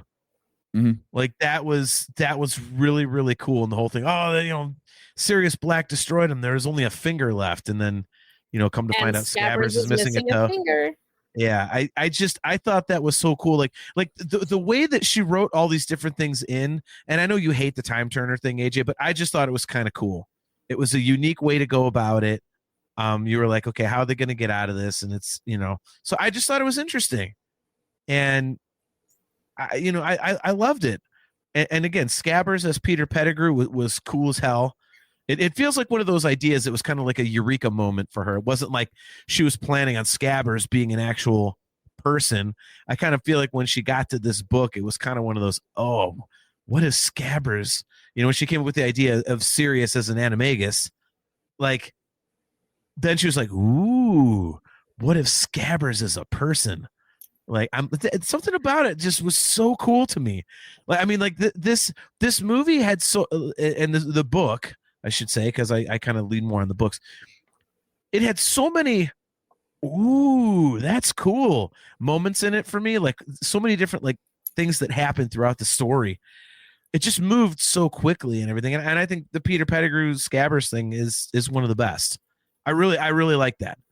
So I don't know if you guys enjoyed that or not, if you thought it was like kind of like square peg in a round hole, but I thought it was cool as hell. So I liked it. I liked that plot point. To me, I don't know. I think a lot of my sticking points with this story are that I can't separate where I thought things were going versus where they did or didn't go. Like I said, the fact that chocolate was like such a detail brought up many times, and no, there's nothing special about the chocolate. It's just chocolate. I thought, but it helped her that was depression. like, Once the Dementors were her depression, and it was something that helped her. Well, that's have to know great. I hard like you who digs into all the behind the scenes stuff, but when it's in a like plot interviews. Well, yeah, but I shouldn't have to read an interview to make sense of the story. You know what I mean? 100%. And the way Crookshanks was very much harped on, and Scabbers. He's a Kneazle. He's not a full cat. He's part Kneazle. Where is that ever brought up? It introduces Kneazles later as one of the fantastic beasts, and it starts describing them, and it fits Crookshanks. Okay, but that later in the series. AJ, you gotta go back and watch this later on the replay. Knowing AJ my whole life, he just tried not to eye roll, and he does this half eye open thing that you could only see it for a very split second. He just did it. It was the give me a fucking break. That was oh my god, that was awesome. It literally describes Crookshanks, like everything that Crookshanks does. It does it. AJ's look and something we said a minute ago. It's in the series, Joe. Like if you read the whole series, it does describe it later. As a child, I built C-3PO. Would never have like and the midichlorians. Those are just like the entire series has to tell you everything in book one, or they're not going to describe as you learn more. Okay, they really harped on like Crookshanks had some serious like beyond standard cat and mouse beef, like. Crookshanks was smarter, like you said. Apparently, there's an explanation later about why Crookshanks seemed to have more going on than just being a normal cat. Yeah, but in this story, Crookshanks is just a normal cat that is apparently awesome at the cat's job of chasing a mouse. Well, I will say, and by the way, Discuss Metal Joe, for our audio viewers, says the story should stand on its own first. Mm-hmm. See, the one thing I will say, AJ, and maybe this is just me. When I was reading the book, I thought whole Crookshanks was pals with Sirius. Yeah. Yes. There's a fan theory as to why. Sorry, JT, and then I'll tell you why there's a fan theory on that. Well, I was going to say, like, when I was reading the book, I got the feeling that there was more to Crookshanks having, a hair up her ass, several. Right. But in this book, for Scabbers, none of that was. Yeah, there was nothing more to it though in this book. Well, no, yeah, there was. I mean, Scabbers knew that or excuse me, Crookshanks knew that. At least this is what I gathered, that Scabbers was not just a rat. He was a rat. Yeah, I mean, it was something more. That's why there was the freak out. That's what, and that's what I got anyway. That when I was reading, I was like, why, man, something's up with this whole Scabbers Crookshanks thing. So that's what I got anyway. I mean, maybe that's just me, but that was what I got. You know, I will say though, Chaz, like the whole they explain it later. No, you can't. And I'm sorry, like, and this is a whole nother topic, so we won't get into it. But the whole the Fantastic Beasts, that again, those movies are like The Hobbit. It's a cash grab because the other ones were so damn successful. So they took this addendum, which JJ or JK Rowling just wrote as like here's the rules of Quidditch, or here's the Fantastic Beasts. Fun. Well, but to me, it's like, okay, you're just squeezing blood from a stone. I'm like, this is like, I haven't watched them, and I don't want to because I've been told they're not great. And also, I'm like, well, this is just superfluous. When they got rid of Johnny Depp, they went downhill. I'm sorry. Give me Johnny Depp back. That was bullshit. I'm sorry. Yeah, I did not. I didn't even know Johnny Depp was in it. I said, it's like to bring up the Hobbit example again. I've never seen the third Hobbit movie all the way through because I think there's no goddamn point to it. So I'm like, I don't need to see this. I don't like when it's just the most like egregious cash grab, give me your money type of thing, and I just feel like the Fantastic Beasts is that kind of thing. And yet the man defends Kenobi. Eat my ass. That was a movie that was turned into a show. The hell do you know? Sorry, I was checking to see if you were going to punt me for that. You're lucky. I didn't think of that, but now it's in my head again. So thank you. Anyway, so fan theory, and then we'll get out of here, Chaz. So fan theory that J.K. Rowling has not said is wrong. So that's the little like asterisk on that, because some fan theories she comes out and goes, so no. Saying there's a chance. Crooks. So if later on in the series, there's a letter that you found in Sirius's room that Lily writes to Sirius saying Harry loves the broomstick. He chases the cat around on it. And then if Sirius and Remus and Pettigrew were always at the Potter's house and they had a cat, what's to say Crookshanks isn't the cat? Because in the pet store, the lady says that he's been here for a really, really long time and nobody wants him. Kneazles are exceptionally long-lived animals. So if he's part Kneazle, he's living for a very long time. He grew up knowing the Marauders, and he's going to know that Pettigrew was made to be the secret keeper. That's why he doesn't like him. And Rowling has not said they were wrong. AJ, can you do your look again, please? I don't hate this theory. It's stupid. Don't get mad at me. Go get at the people that wrote it. And Rowling has not said they were wrong, because there's other things that she's looked at and go, no, that's not how that works. If I was a famous author with something like this, I would answer every fan theory. And I think every single one of it would probably be no. Well, like the Nagini one, the whole like snake one, no. Which people attribute to her saying, oh yes, that works. No, Nagini is not the damn snake in the zoo. Fight me, because it's come out that it's not. Sorry. Who the hell said I thought we were that? just commenting on Nagini actually being a person. So people say that the snake that Harry releases in the first one is Nagini. Not touching Fantastic Beasts, just staying in the original 7. And everyone's like, oh, J.K. Rowling says it was. 2 different kinds of damn snake. Thank you. Shit of the bull right there. So she will come out and she'll say, that's not how that works. That's not how that works. And she has yet to say that about Crookshanks. And that's been out for years. Like, that came out as soon as they started talking about Kneazles and describing it. They were like, I wonder if, like, when they read the letter and it says, oh, we have a cat. And he's chasing the cat on the little toy broomstick that hovers like a foot off the ground. They go, he has a cat. Maybe that's could be Crookshanks. It's been in a pet store for a very, very long time. Loves Sirius, hates Peter. How great must it be to be, like a George Lucas or a J.K. Rowling, where you don't even think of these things. Your fans put it together for you and then give you the credit like you were the mastermind. She's probably, the reason she hasn't refuted it is because, well, I mean, I guess it could be plausible based on the information presented. Nothing contradicts the theory.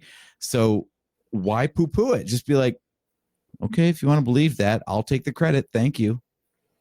Thanks for writing that plot point for me. Right. And the cat who plays Crookshanks was actually award-winning for the most beautiful cat of his breed. As like then when they pulled the cat on, so they actually stuck some of his own hair onto him to make him look all gross. But if you go and actually look at him when he's not in the movie, he's like award-winning, is like the epitome of what he should look like. That's like that's like Dogpool in Deadpool and Wolverine, like won like ugliest dog contests. Yes, but we love it. We love Dogpool. It's adorable. Oh, yeah. I love that. That's like the shield as he looks across. Yep. No one's gonna shoot a dog. No, 100%. Does the dog die.com? Deadpool would just plummet. All right. So, final question as we wrap up here. We're now 3 books in. So, we're not going to worry about 4 through 7. Is this the best Harry Potter book so far? Yes. If I take out the nostalgia, I like what it brings in and what it builds to the universe. With the nostalgia, Chamber will beat it.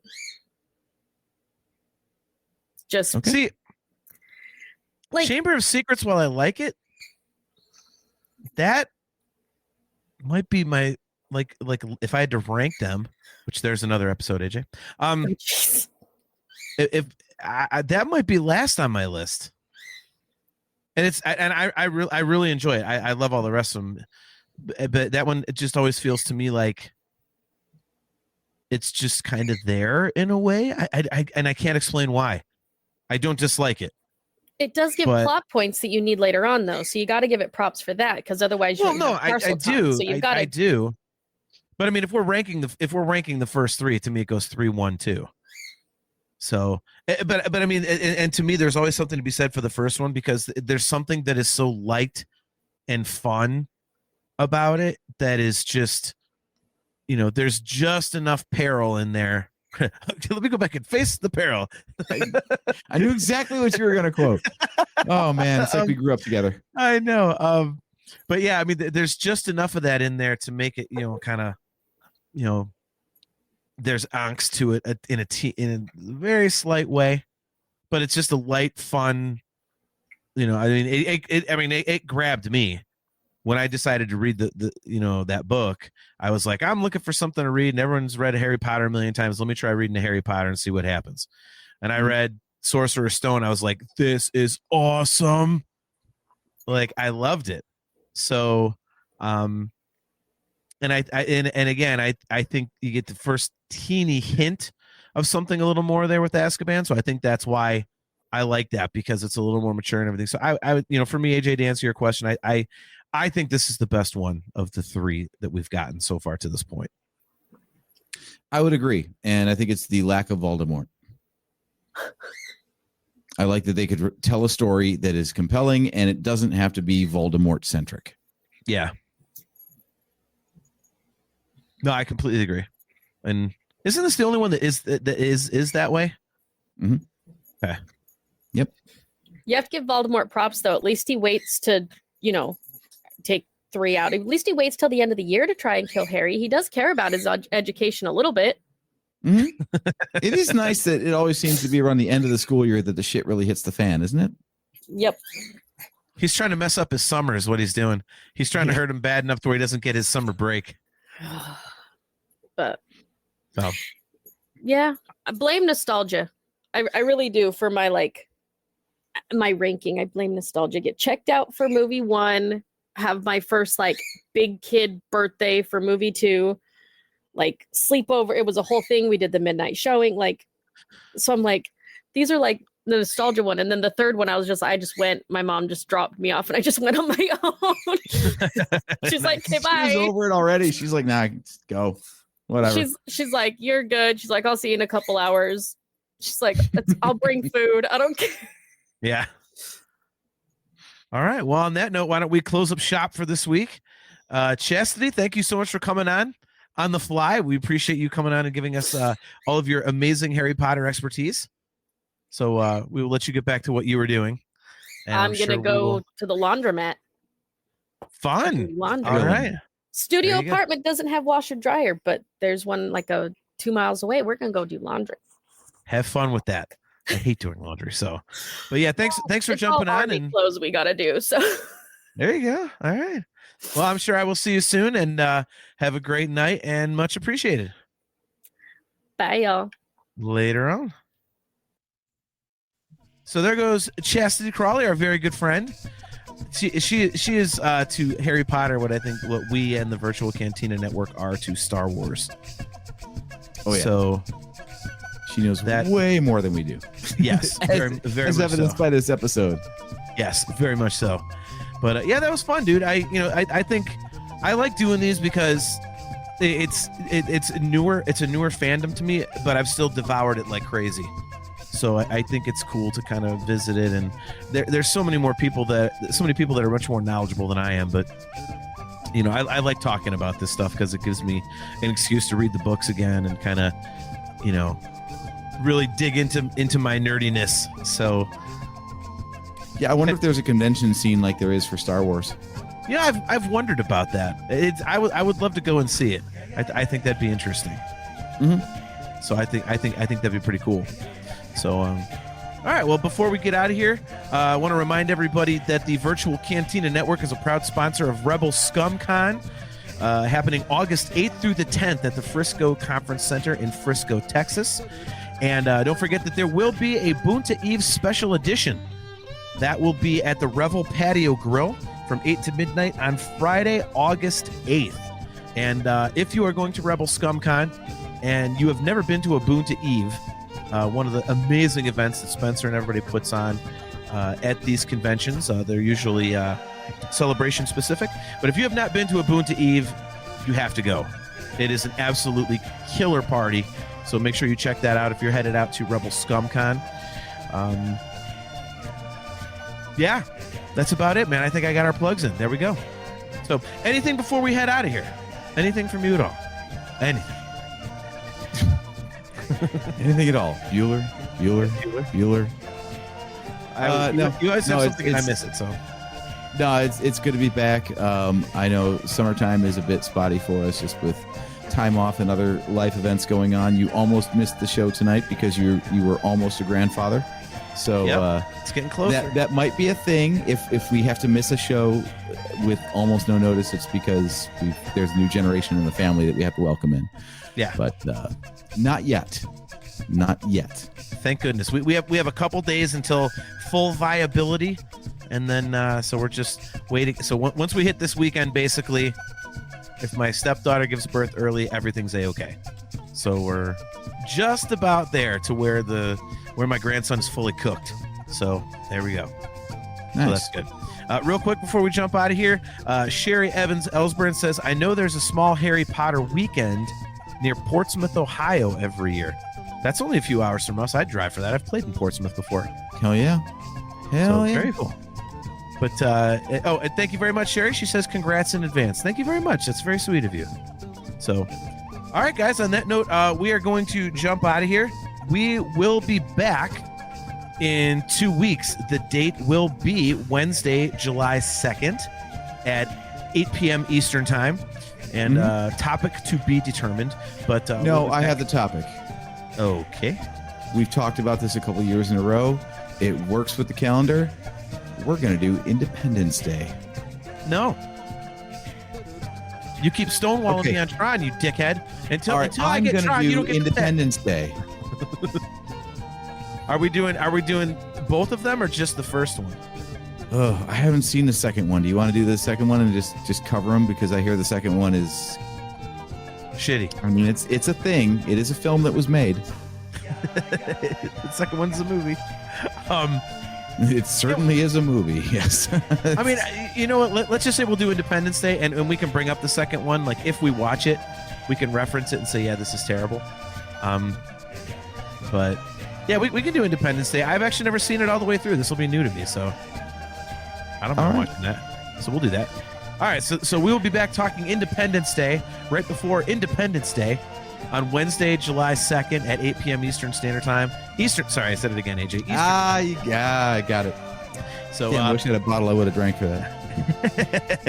I did it on the damn show graphic, too. I realized it when I did it. I was like, I'm not changing it. The hell with it. But yeah, so Wednesday, July 2nd at 8 p.m. at all of our locations. It'll be the YouTube channel of the Virtual Cantina Network, as well as the Nerf Herder Council, and both of our Facebook pages, so you can check it all out there live, as you always do. If you are watching on YouTube, as always, guys, hit the like button, hit the subscribe button, and the notification bell so that you are notified every time we go live. We are brought to you by Audible. Go to audibletrial.com/NHC for your 30-day trial and a free audiobook download. And since you get a book for free, why not choose The Prisoner of Azkaban, the third entry in the Harry Potter series, because it is excellent. And as AJ said, it's probably about 20 hours long, so you get plenty of listening time. It's awesome. So check that out. If you would like to get some Virtual Cantina Network swag, just go to tpublic.com/user/virtual-cantina. And as always, guys, if you would like to get some kick-ass, customizable Nerf Herder Council swag, there's all number of things you can get, all number of different logos. Just go to shop.nerfherdercouncil.com and hook yourself up with some great looking stuff. So until next time, I am your host, JT. He is AJ. We will catch you next time. Let's see if I can do this right this time. Can I do it right this time? Let's see. Let's see. You're talking about it on air, so I feel like you've already screwed it up. Yeah, I have.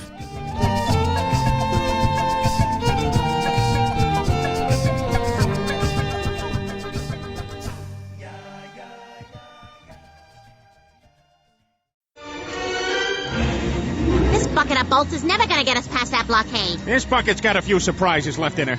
Plus me and Chewie are on it. Ain't that right, Chewie? Hell yeah, you my Nerf herder. You my Nerf herder.